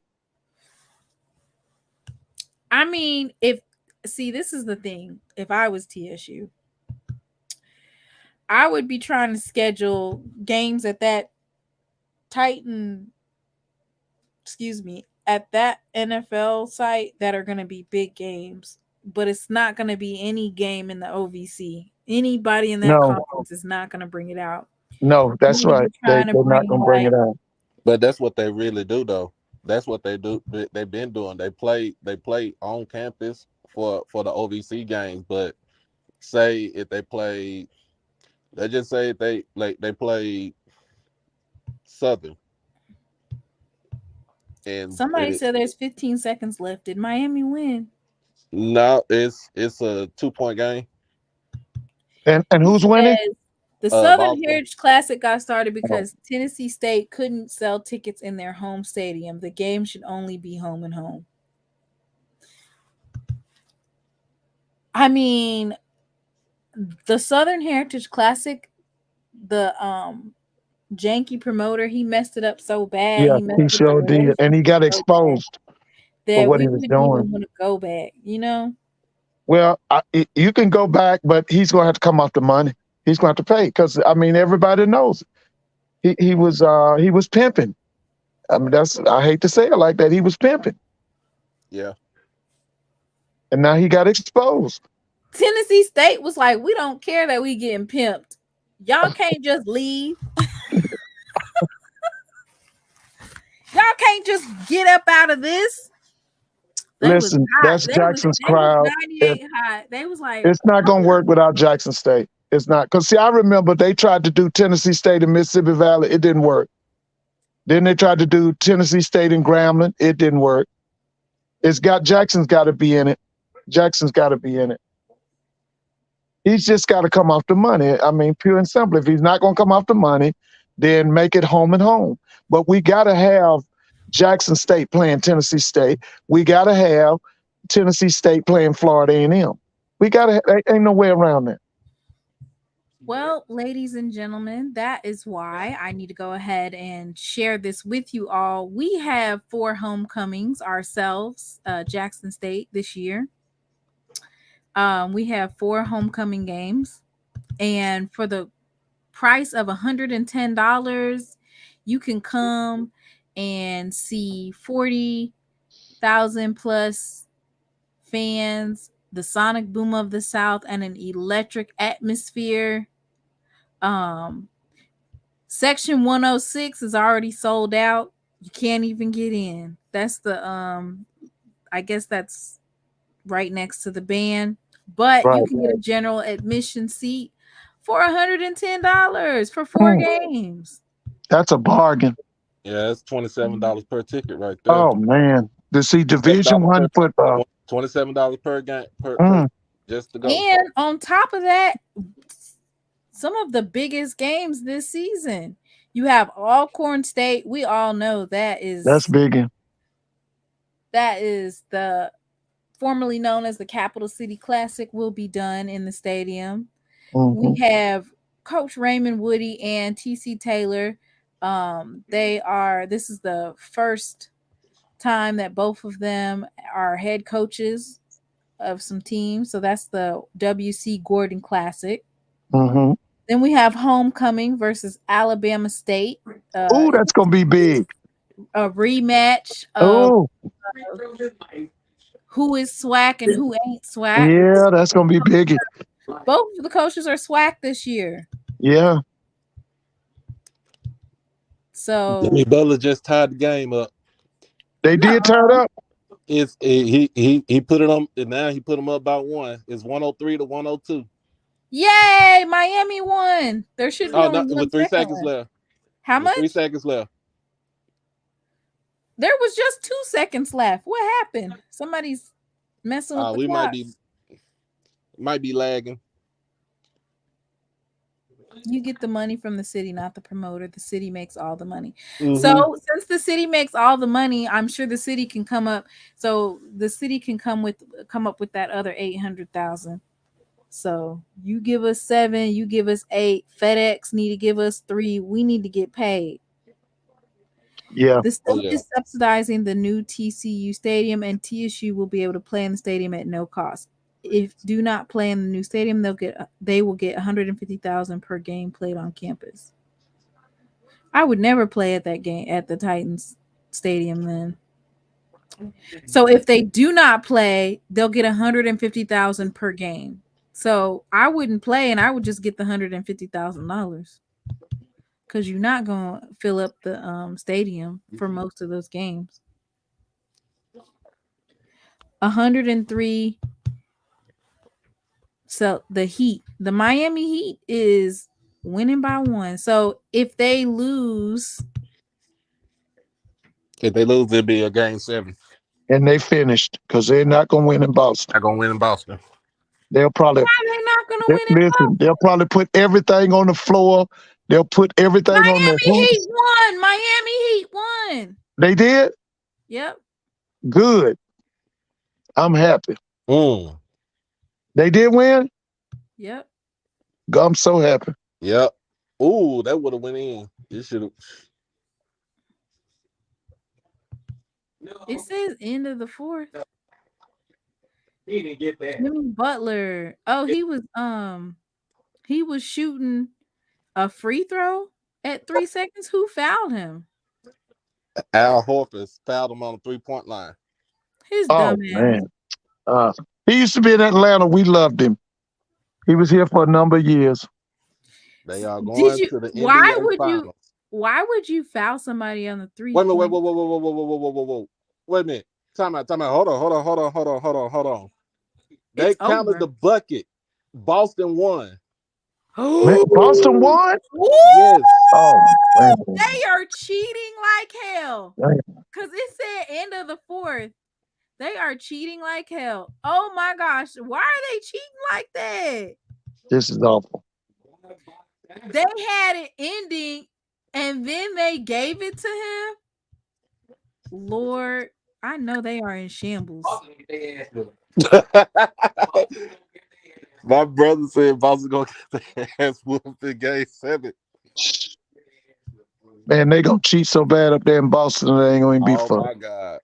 That was cheating right there. How did they change it that quick? I promise you, Oh no, he got that. He got it off in time.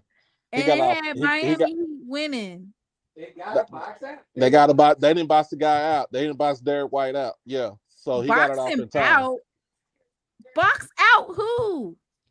The guy that was going for the rebound. If it's an open guy going for a rebound, you got to box him out. You got to play the paint. Oh wow. Well, there goes game that 7. part. Wow. Man, I hate that. Man, they're gonna do so much illegal stuff up there. See, it used to be called the Boston Garden. They wouldn't turn the air conditioner on. They would slow the floor down, do stuff to the hoops. Get to a layup. Man, it's gonna be awful. Now, I don't know why people are saying that nobody's cheating. They already done came out and said Boston's that one of the refs. I don't think it was the Celtics cheat and the Patriots cheat. It was some bad calls throughout this game on both sides. Yeah. I mean, I've been watching the game all night. I mean, mainly all day. You know, since What's then the when it over and started. under? I'm gonna tell you whether or not they was cheating, because ain't no way you always get the over and under in gambling. Vegas made that call. That You know it. let them go ahead and shoot that layup. You know it. I Mm. Man, this is awful. They done took that whole air out the building, y'all. I know it, man. I wouldn't even be able to breathe. Like literally, it's I don't game want the 7 Celtics to on win nothing game 7 on either Monday or Monday, because Monday. NBA finals start on Thursday. So Okay. the total was 209 and a half. Some people For got who? it at For the 209. Boston? Or No, for like for the The over overall and under, total. the total, oh, okay. yeah. So they 207. So they were under. Celtics money line was minus 130. Heat money line was 110. I know a whole bunch of people who probably took Miami or Heat money line. Ugh. Man,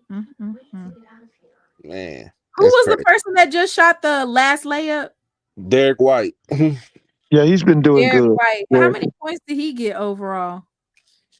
I but 14. I know this.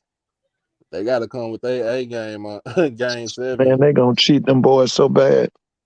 Credit to the Boston Celtics. And don't forget how the officials are gonna cheat. Russell Haynes says that the refs are from the SWAC. The who's from the SWAC? The refs are from the SWAC. Were they brothers? The ref was black guys? Oh my goodness. Speaking of SWAC coaching. Y'all. Um I'm gonna keep listening in, but man, yeah, everybody enjoy their night tonight. I'm still Yeah, on. man, you enjoy yourself, man. I went to a graduation party. I had a great time today. Oh yeah, that's what we Yeah. doing. I'm over at a graduation part for Yeah, him. I had a great time, and there was a bunch of bulldogs there. why are they Yeah, to being them. childish? Lord, these folks out here on Twitter are being childish. I guess Lane Kiffin, he started sharing like we're the only school with this, that, and the third with the I guess some type of food. So Tiger Talk said that the only school with the stamps. Champs eat stamps. Somebody put out for LSU, the only one that steals from a children's hospital. They said LSU was stealing from a children's hospital? Yeah. They're trying to be petty on Twitter, saying like, I guess for purposes of recruiting, like what are some things that the school has. So oh Lord, for the only SEC school with guns and ammo that sells stolen firearms. Marijuana sold separately by team members. So they just being petty on here. Oh yeah, man.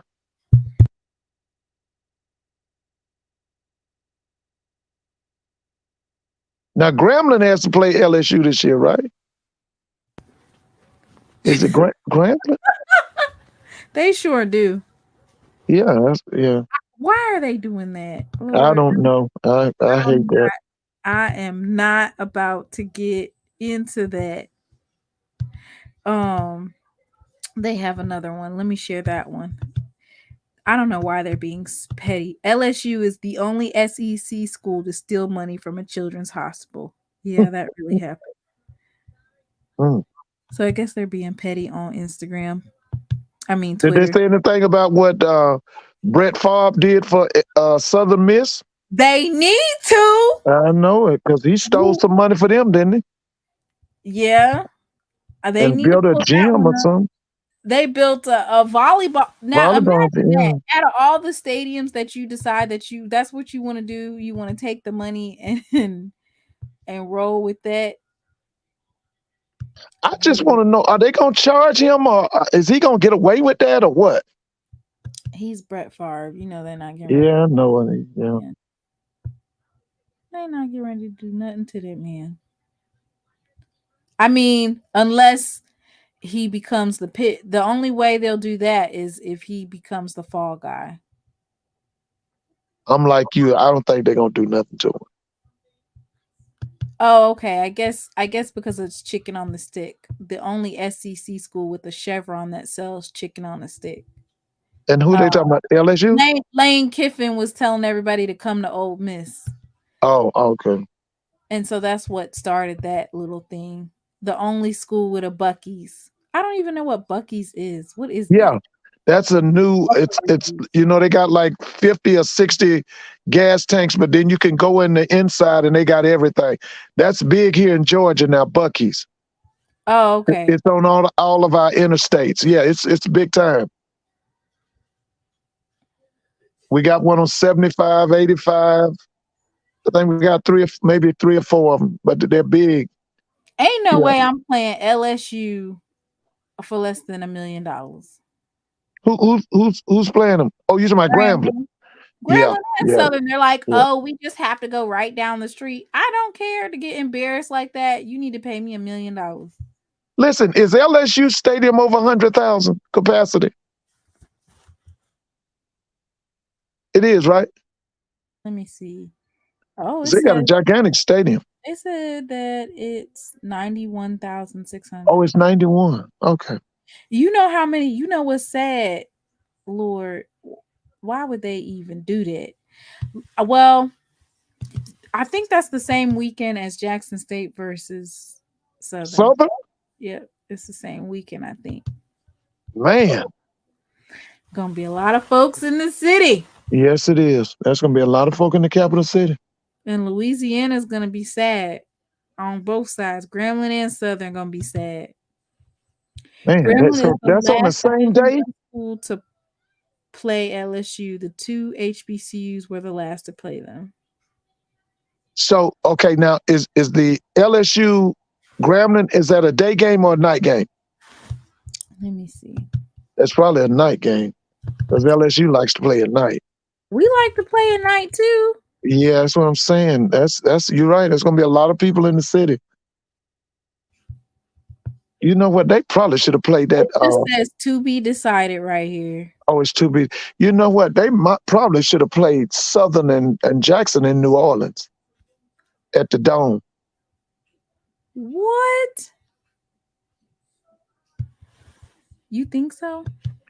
Yeah, if you're gonna have Jackson, I mean, if you got Grambling LSU in Baton Rouge, you probably would have 7:00. Huh? Ours is at 7. The Jackson State versus Southern will be at 7 p.m. It's a night game. I'm telling you, Mr. Martin, they probably should have played Southern and Jackson in New Orleans.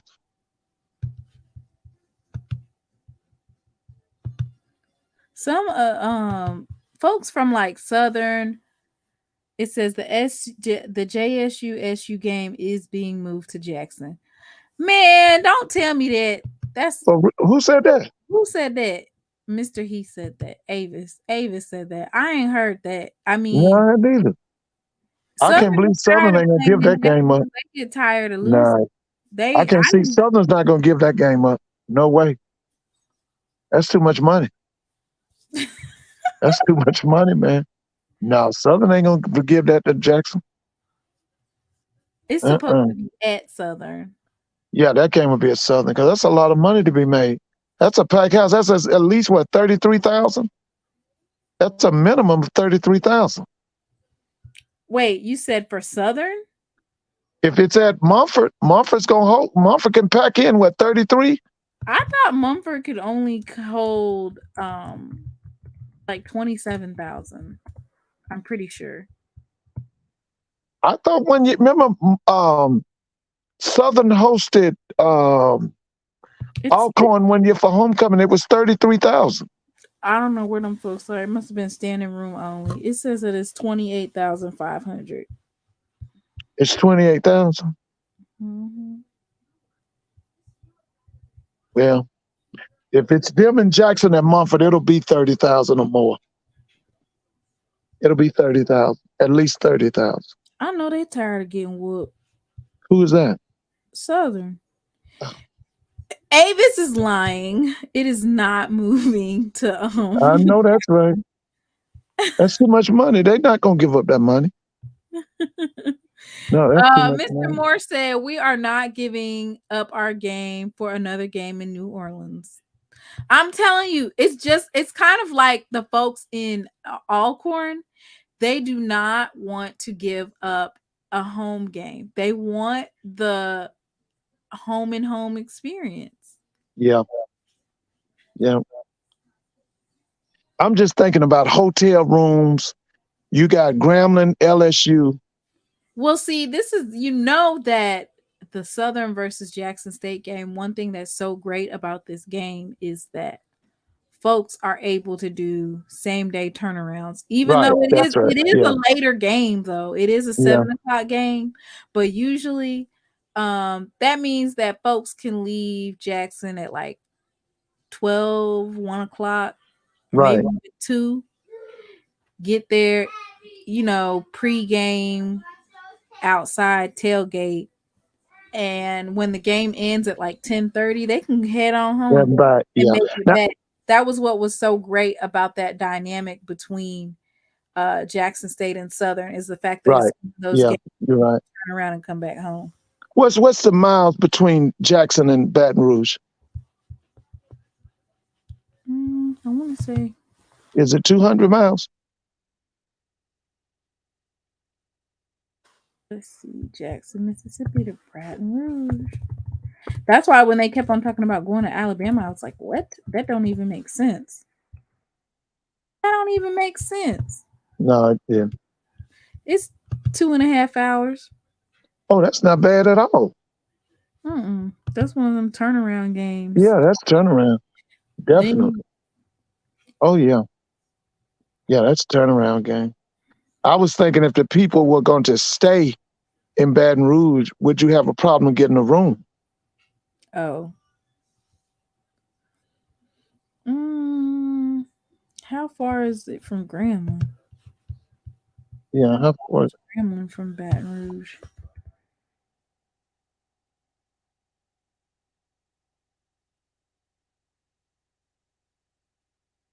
Dang. How If far is it? you're from Grambling, it's almost 4 hours. Okay. So that's definitely one of those games where it must take an hour to get out of that country town. Why does it take so long? Looking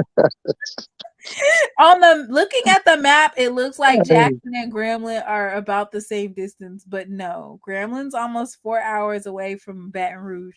So if you coming from Grambling, you're definitely gonna want to get a room. Yeah, that's what I'm thinking too. And you getting a room to a game you losing, because you're not gonna win LSU. Yeah. So Jackson, the Jackson to Baton Rouge. I'm excited for Grambling this year. I think they're going to do much better. We got to, baby. It's crucial. This year is crucial I'm for glad us. that Jackson State's not playing them this year. We got to win that West this year. We got to win it. Grambling's got to win the West. I want to give them time to develop. Grambling, we haven't been relevant since that Kincaid kid left. Oh, wow. And how many years has that been? What, 15? He left, wait a minute. 2000 and what? 3? Wait a minute. He did two years. He was at Grambling 2 years. I feel like Grambling's got a good year ahead of them, and so yeah, I hope we can do it. We gotta win that West. We gotta win that West. We gotta win it. No doubt about it. If we don't win that West, the heat is on. Mr. Moore, Southern does not stay the night in Jackson. And how bad y'all been playing, especially last season, y'all was leaving at halftime. We spend money where Mr. Moore says Southern don't do turnaround for night games. We spend money. where we travel. Make it a day, and we don't leave money in that city. Hey, ask Mr. Moore, what's the stadium capacity at Mumford? I just Can looked they it hold? up, Mr. Ford. It said I know, but 28,000. they can do 30,000 in there, right? They must be standing up. You know I what? think so. Because You don't know they have what? like you can stand up in their field? That's exactly, and you know what? That's exactly why the majorettes were On the literally field? on the field Yeah, and had they chairs. yeah. Because I remember this is when that Jay Hobson was at Alcorn. They had 33,000. It was Southern's homecoming. They had 33,000 in there. It says, Mr. Carey asked, was the quarterback that left Grambling, was Kincaid the quarterback that left Grambling and went to Tennessee State? Kincaid. No, that's Hickenbach. Hickenbach. Oh, That's Gregory Bottom. yeah, that was him. The big kid. He's about 6'5". No. That kid I'm talking about, Kincaid, came from Ole Miss. His hometown was Dallas, Texas. And he came into the SWAC and he took over the SWAC 2 years. The first year, he took them to the Celebration Bowl. They beat North Carolina Central. The second year, he took them to the Celebration Bowl and they lost to North Carolina A&T. After that, we haven't been relevant. We haven't been. We've been mediocre at best. That's why I said the heat is on. You know, if we don't win that West this year, man, they're gonna be looking side-eyed at Coach Jackson. I'm serious. Uh-oh. So it looks like Mr. Moore said that if they get some bleachers, they can get 30,000 in there. So it looks like he's Okay. gonna be doing some rent of bleachers. Right. So Because that you know what, when Jackson goes in there, it's gonna be over 30,000.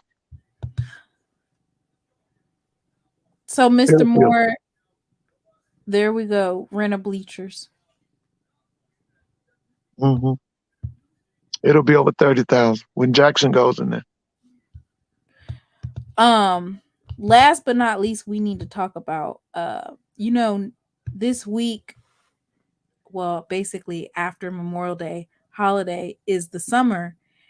And so now a lot of the football players enrolled early in the summer school and they're going to already go on campus. So they're going to start training for, less than 90 days. And if our game is on August 26th, don't they need to be starting practice now? Yeah, they'll be able to start official practice in the last week in July.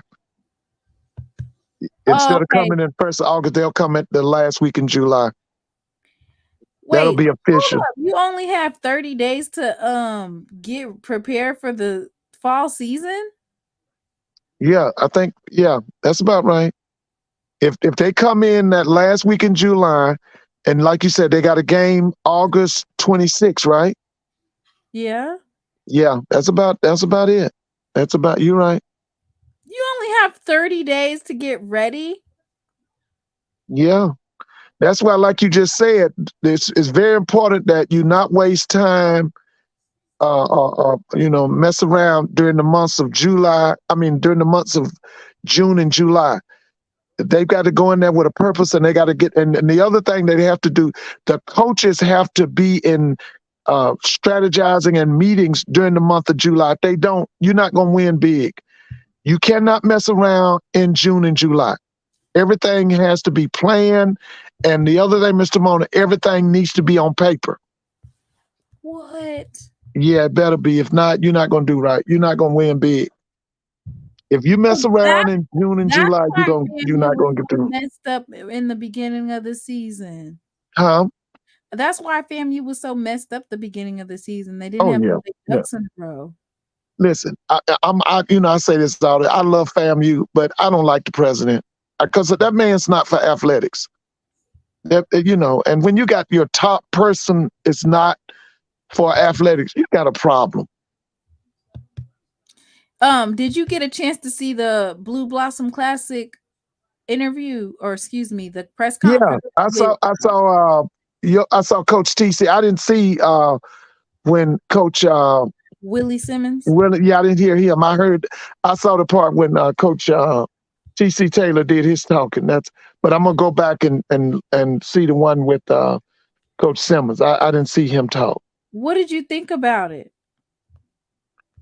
He's just letting them know, you mean what Coach Taylor was saying? Yeah, what did you think? It's gonna be business as usual. He's fully confident. He know what he done brought to town. They ready to go. So I told you before. Now, personally, I think that the Celebration Bowl is going to be a rematch. right. I think it's going to be Central from the MEAC, and it's going to be Jackson from the SWAC. I think it's going to be a rematch. The problem that I have with that is that everybody thought that South Carolina State was going to be the team that was going to do a repeat, and they just fell off so hard. Yeah, they did. They fell off really bad because they only won 3 games. Yeah, it was like, I think that they also had a heightened sense of confidence because they did. They always play for the first half of their season. They're always playing Power Fives. Yeah, and they know that they're going to lose those games. Right. So to that point, it didn't give them a good estimation of where they were with their team because they're thinking, Did they lose to Howard? They lost to everybody. You know who they beat? They beat Central. Yeah, I saw that game when they beat Central. So I was just kind of like, I'm not sold. I'm not sold on North Carolina Central with them being just the team that's going to come in there and beat everybody. And the reason why I say that is because you guys got beat by South Carolina State. And they're like, oh, well, they played them hard. Okay. That guy's listen, Mr. Mona, that guy's pretty good. His name is Trey Oliver. That guy's good. So next season, South Carolina State plays, of course, they play Jackson State. Right. But they also play Charlotte. Okay, that's UNC Charlotte, right? Yep. That's gonna be that's in Charlotte. That should be a big crowd for that. Then they play Georgia Tech. That's a beatdown. That's here in Atlanta. Yep, they come back. That's a beatdown. Then they play the Citadel.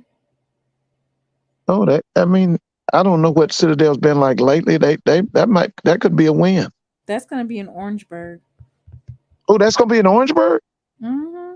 That could be a win. Yep. Okay. Then it looks like they have 2 openings. They have the 16th that's open and the 30th that's open. I wonder why they have so many games. That's in September or October? September. They got 2 openings in September? Yeah, it says September 16th is open, and then it says September 30th is open. That's kind of strange. Yeah.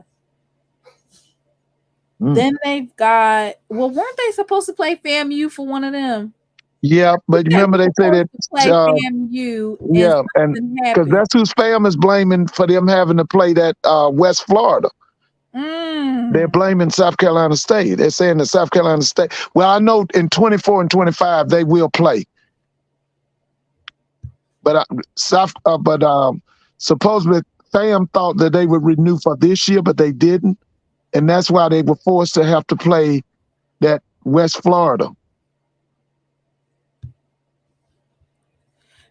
Okay, and then they play Virginia Lynchburg. That's a win, a big win. Tennessee Tech University. That's gonna be interesting. Okay, so then that's their that wraps up their out of conference play. Right. So out of conference play compared to last year is peanuts. Charlotte, well, that now that's a beatdown for Tech. Tech should beat them down. You said Texas Tech should? No, Georgia Tech. Georgia Tech should beat them down. Oh, Georgia Tech? Really? Georgia Tech, yeah. They should have a chance against Citadel. Now, I don't know what's going on at UNC Charlotte. I really don't. Well, you know What that I've known, they've been Katron, basketball. Their basketball wasn't bad. Katron Evans from Jackson State transferred there, right? Oh, he went to Charlotte Yep. That's where his former coach was. at high school or college. High school, I think. But now, who's the head man at Charlotte now? They got their new head coach. Yeah, what's his name? Let me look.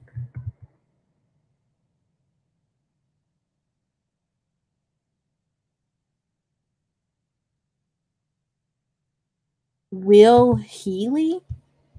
Yeah, I've heard that name. Look at his biography. Was he at West Georgia?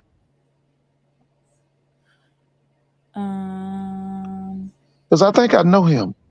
Oh wait, maybe that's not the head coach. Oh, the new one is Biff Poggi. Who is Biff that's a Poggi? guy from Michigan, isn't it? Where's he from? Let me see. Yep, the associate Yeah, head coach at Michigan. he was. Poggi was instrumental in the Wolverines' success over. Yeah, he was with Jim Harbaugh. Okay, well, Mr. Poggi is in Charlotte now. Well, we have to see. I don't know. I watch Michigan, but we got to see what he's going to bring to Charlotte. Well, I'm saying compared to like the Gamecocks, because that's who they had to play last season. You know, you're going to get whooped by Gamecocks. Yeah, you're going to get beat up. Yeah. Compared to some of those other teams. So then conference play is Delaware State University. That should be a win. They should beat them. And then North Carolina Central University in Durham. They're going to get beat. Howard is coming for their homecoming in Orangeburg. Wait a minute. Howard is coming to Orangeburg? Yep. What's the date on that? November 4th. I might try to make that, Mr. Munn. And then Morgan State is in Orangeburg too, the next Saturday. That's going to be, that's going to be a clash. That guy, I like that guy, Damon Wilson. That's going to be a clash. And Norfolk State is going to be the last game. That guy's got a roll November 18th. That's the last game that they have. November 18th is their last game? Yes. November 18th is their last game. And it's Norfolk State? Yes. We have, in the SWAC, you have that game, and then you have the SWAC championship. Yeah. When they come into that Celebration Bowl, they've been off about a month. And the SWAC has been playing because the SWAC has the championship game. They don't have a championship game in the MEAC. So there's a lot of people in the chat that are saying that they had like a ranking for who are the top coaches in the SWAC. I think it was an article on HBCU Game Day on. I think I saw it too. Yeah. Right? Didn't they have Willie Simmons one? Did they have Willie Simmons number one? I don't know. I didn't get and that. I think they had and I know that's wrong. They had the guy at Southern number 2. They had Dooley at number 2. They had Dooley. I said that, you know what? When I seen that Coach T.C. Taylor was number 6. Yeah, that's right. Dooley, and they had Dooley as like number 2. I was like, all right, let me get off. They've been doing this the last couple of days. Yeah. Who put that together? Was that HBCU Game Day? Who put that together? That particular list was HBCU Game Day. What do you think about Dooley and Willie Simmons being in that top part right there? I'm gonna be honest with you. I don't have a problem with Willie Simmons. I got a problem with Dooley. I didn't get over last year. I'm still mad. I thought that he did a disservice to that team with all that talent. I know a lot of folks gonna say, well, they got to the SWAC championship. No, it's still underachieved. You had a wide receiver playing quarterback. I didn't understand that. Coach Maynor is being inducted into the E.E. Smith Hall of Fame. That's in now. What is that in Greensboro? What town is Fayetteville, that? North Carolina. Fayetteville. Mm-hmm. Yeah, I've heard of that school, Dudley. Yeah, I've heard of that school. So I feel like the rankings on the SWAC coaches, like when I saw Dooley on there, I was like, what? Yeah, I did too. I had a little problem. I don't know about that.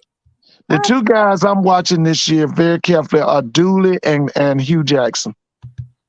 They got to For the chop produce. block. Huh? For the chop block. Yeah, they got to produce. Them guys got to What produce. about Maynard? But Maynard won the SWAC one year, didn't he? During COVID year?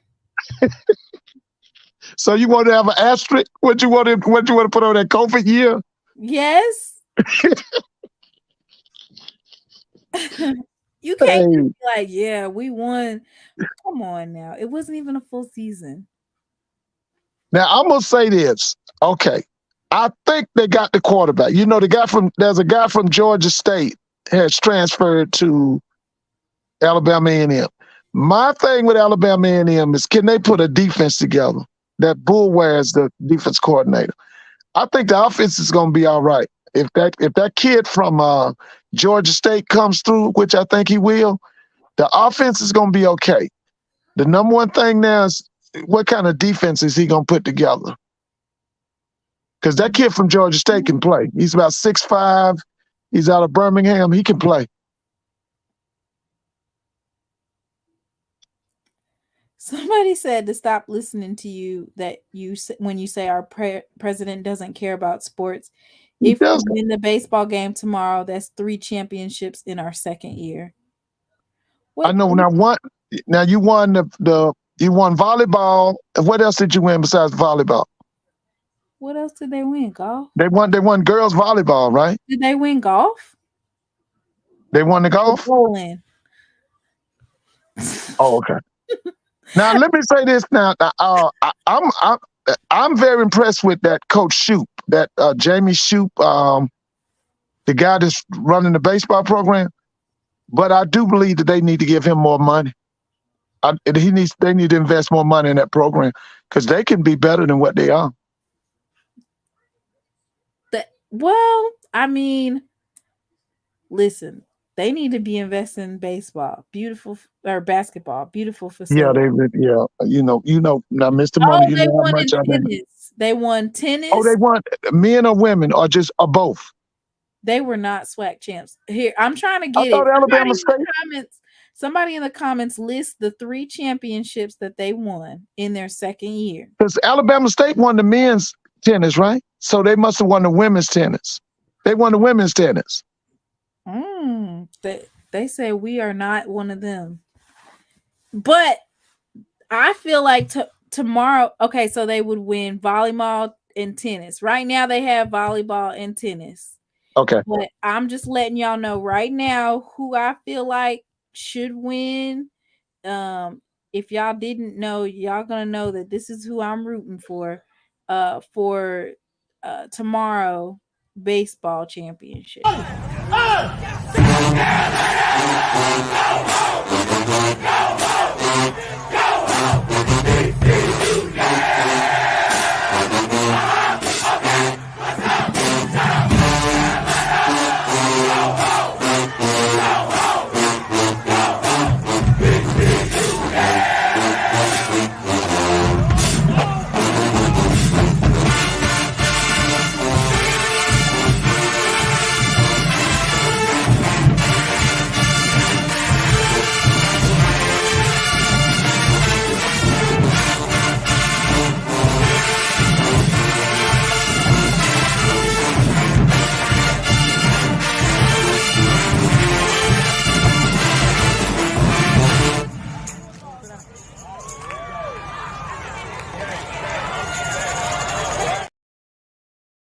Did you hear that, Mr. Campbell? Hey, Mr. Campbell, did you hear that?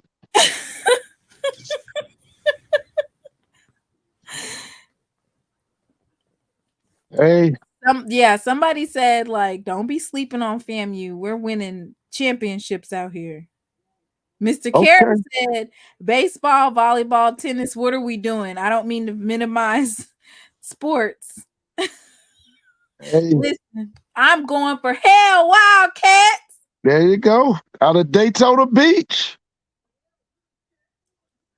They need this win. Did you see that their interim president's not going to be there next year? That's Bethune? Yeah, he decided he didn't want to stay. He told him get somebody else to do it. So now you getting ready to have another turnover. Yeah, another. We need some stability in Daytona Beach. But you know what? If I was him, I wouldn't want to stay either. Who wants Do to it be for the kids. the kids? They Do it for railroaded the that man. kids. He came into it and everything was messed up. And they railroaded him these past couple of months. He was probably like, get somebody else to do it. All I gotta say, that's gonna be a big game tomorrow at 1 o'clock on ESPN3 Yes, at it is. Georgia Tech. And I am rooting for Bethune-Cookman to come out with a win. This will be great for them. You think it'll be 1,000 people down there tomorrow for that game? I kept on trying to find photos where I could even see. I saw some of the crowd. I've seen it. Where did you see the crowd at? They would show it on the SWAC digital. I mean SWAC the station. They would do shots of the crowd. Mm-hmm. It was some good crowds. It was some good, especially the night Southern played Grambling. That was a good crowd. Wasn't a bad crowd today. Beautiful facilities. It's a beautiful. That's why I'm saying I hope they keep it there. That's a beautiful facility. You think they should move the basketball? You know I done said 100 times. Number 1, Jackson. Number 2, Baton Rouge. You know I've said that. I want it in Jackson 1. Can't get it in Jackson, take it to Baton Rouge. And then if they don't know how to draw the brackets, I'll do it for them. Well, when I say like they need to mimic what they're doing at this particular baseball championship, what I mean is like the filming, whoever is responsible for doing that, they need to do it. Just everything about it was very professional. Yeah, it was good. And the commentating was good too. Centurion Black, Charles Edmonds, Coach Kadar, Bishop. Bishop was doing the stuff on the field. It was good. I was, when they said it was going to be in Atlanta, I kind of had a question mark. But I know that, so many SWAC graduates here in Atlanta. But then to see it, hey, I hope they keep it here. I will say this. Well, I think, did Georgia Tech give them some money to bring it there? Or was there some type of benefit for bringing it there? Like, yeah, I'm going to give the credit to Dr. McClellan. I just feel like, he knows somebody here or knows some people at Georgia Tech because it was a great choice to go with Georgia Tech. It was a great choice.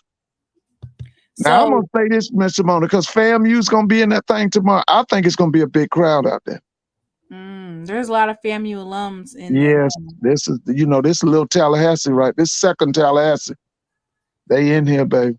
So, Alabama State, do they win? Do they have a regular season SWAC champ in baseball too, like they do in basketball? I think they, it probably was between them and Grambling. So Alabama State was had a 26-4 SWAC record. Yeah, that's what I was thinking. They were the best in the East, right? They were 40-16 overall. Oh, they had a great season. Bethune-Cookman was 20-9 with an overall season of 33-26. Okay, that's not bad. Florida A&M was 18-12 in the SWAC with an overall record of 28-28. Okay. And then Jackson State, that was bad. What was Jackson's record? Jackson State was 13-17 in in the SWAC, and then 28 and 24 overall. And then Valley was 7 and 24 in the SWAC, and Alabama A&M was 5 and 24. Okay. Grambling was 22 and 7 In the SWAC? in the East, or excuse me, in the West, and then 29 and 24 overall. Yeah, that's pretty So good. it looked like Alabama State was primed to win it. Yeah, let me tell you, when I saw it during the week, I felt the best two teams was Alabama State and Grambling. Those are the best two teams I saw. That game just came down to, well, it looks like Bethune-Cookman was cooking Grambling last night. They did. Yeah. But like we said earlier, they got the Hispanic kids. Urban Escobar. Yeah, and then that man Shoop has got that Florida A&M roster. He's got it pretty good. I like what I see out of that roster. I still say FAM needs to invest more money into that FAMU baseball program. That guy's good. Jamie Shoop or whatever his name is, that guy's good. He's good. They should put more money behind it. Just like I'm saying about Southern. Southern baseball program has fallen to me. See, when I was in school, Coach Kate and them had some super players down there. They had guys was going to the major leagues. And then I saw them about 2-3 years ago. They played Mississippi State on ESPN. They are way below the standard they had about 2 years ago or 3 years ago. They got some problems at Southern with that baseball program. Yeah, they got some problems.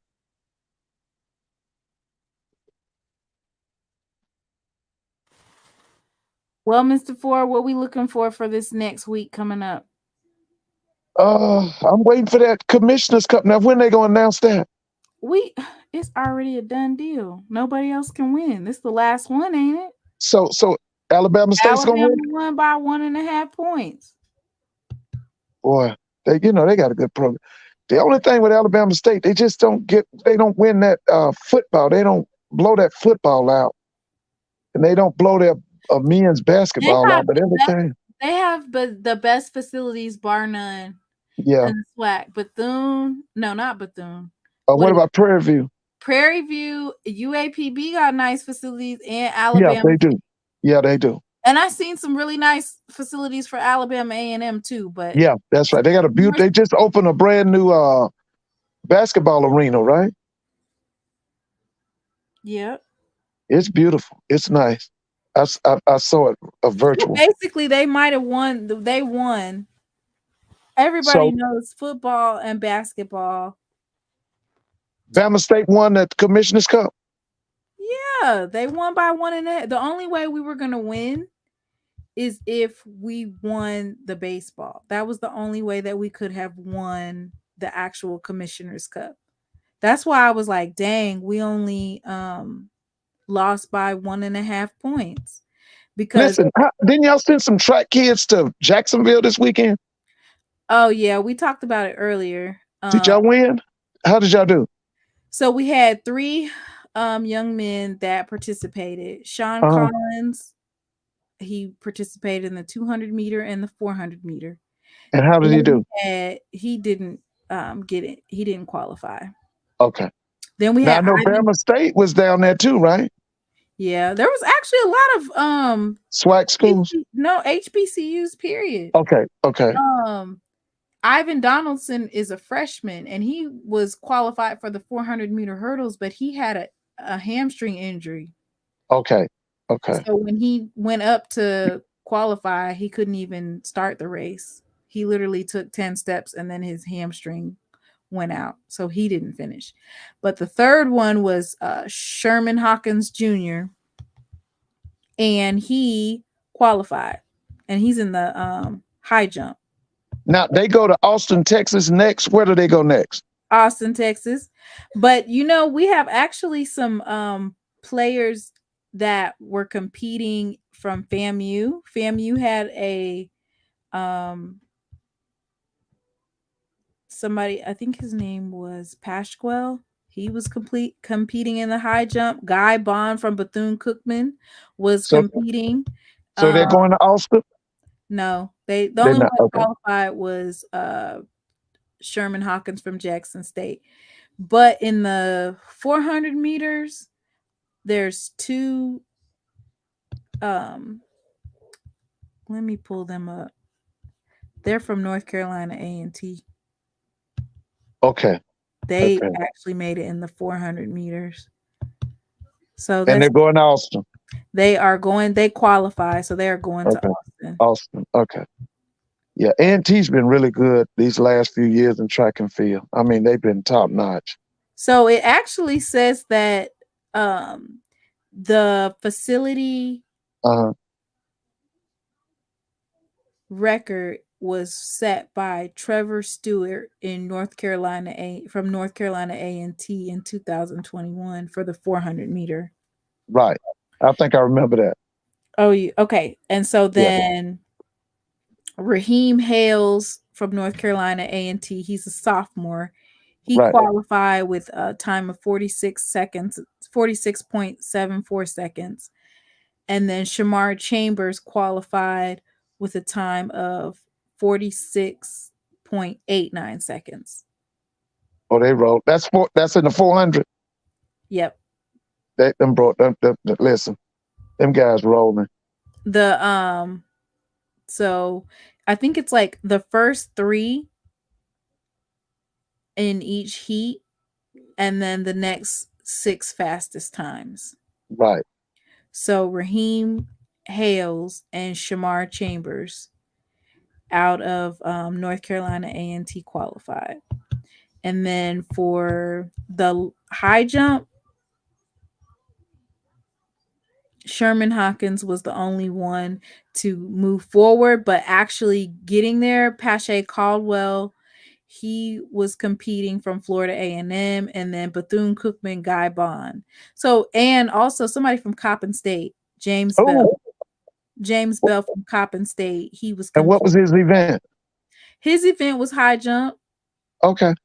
So we had Baltimore. That's Baltimore in the house. Oh yeah, they had somebody from North Carolina Central too. And what was he? What was the event? He was in high jump too. Okay. So the only one that went forward was Jackson State, but they had a lot of HBCU qualifiers. So that was good. And then I think in the 200 meter, I want to say in the 200 meter men's that there was some a lot of HBCU players as well. Right. I didn't see any qualifiers for that one. Yeah, we didn't get anybody qualifying for that. Nope. So that's good to see some talent. And Jackson State is getting our basically probably within the next week we should be able to get the new pictures of the track and field. We got our track redone. Right. I heard that. Yeah. Oh yeah. Now listen, you Southern people, y'all got to get your track and field together now. Southern should be better than that.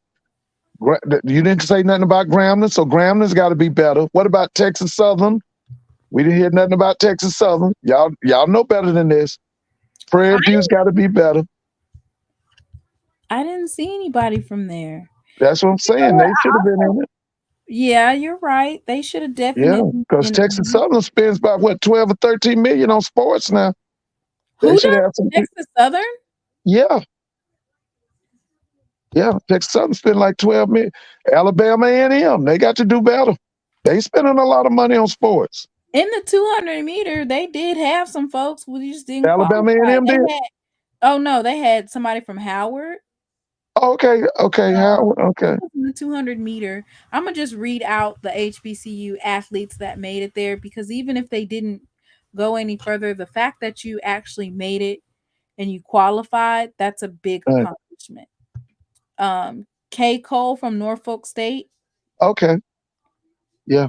Norfolk's always had a tradition of fast players. Yeah. A lot of Alabama State. I forgot about that. Matthew Clark Justice Trainer. They had like 3 or 4 HBCU players in the same heat. Now, where were those kids? The last two you just called, where were they from? Alabama State. Yeah, Alabama State does well. That's isn't it Richie B? What's that guy's name? He's outstanding. The coach at Alabama State. He's outstanding. So it's top 3 plus the next 6 fastest times. Sean Collins. So Sean Collins was from Jackson State. He was competing in the same heat as the Alabama State kids. Right. Let's see. Victor Smith was from Alabama State as well. Okay. Kendrick Winfield was from Alabama State. So they had a lot of 200 in the 200 meters. They had a lot of Alabama State right. athletes. Because remember now, they swept the indoor. They won the men's and the women's SWAC indoor. Oh, really? Alabama State did. Yeah, they really good in track. I want to say that guy's name is Richie Bean or something. Somebody put in chat. What's his name? He's a track coach over there at Alabama State. That guy's really good. I mean, he's one of the best in the country. Well, hopefully they keep him because they're getting a lot. Oh yeah, this guy's real good, man. Their track and field is really good. Their baseball is really good. Their tennis, their softball. They got really now. FAMU won the girls' tennis. Alabama State won the men's tennis. Yeah, they got a program over there. Because at one point in time, like early on, Sean Collins from Jackson State, he had the best 400 meter time. And what was his time? I had posted it I think like a month ago that he had the best time, but it looks like they got some folks that's faster. Good Lord, they are running it. I was just wondering, what about Jackson State's men's tennis? Was it pretty good this year? I'd have to look that up. That men's tennis at Jackson State. Men's tennis? Yeah, wasn't it pretty good? Not that I know of. Did we lose I think we lost in the finals or something? Yeah. Because Alabama State won the men's tennis.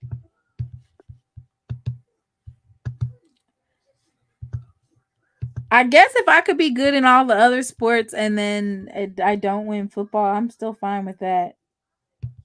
Right? If you're Alabama State.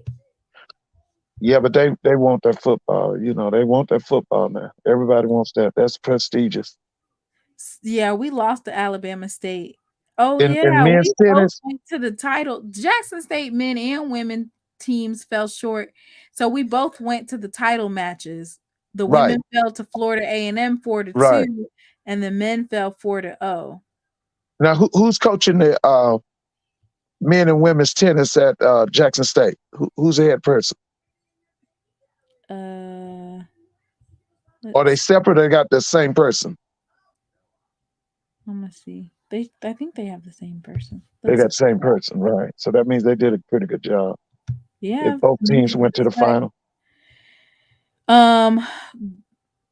Let's see. Go to the coaching staff. Yeah. I don't really know anything about the tennis. Hernan Guerrera and Pablo Guerrera.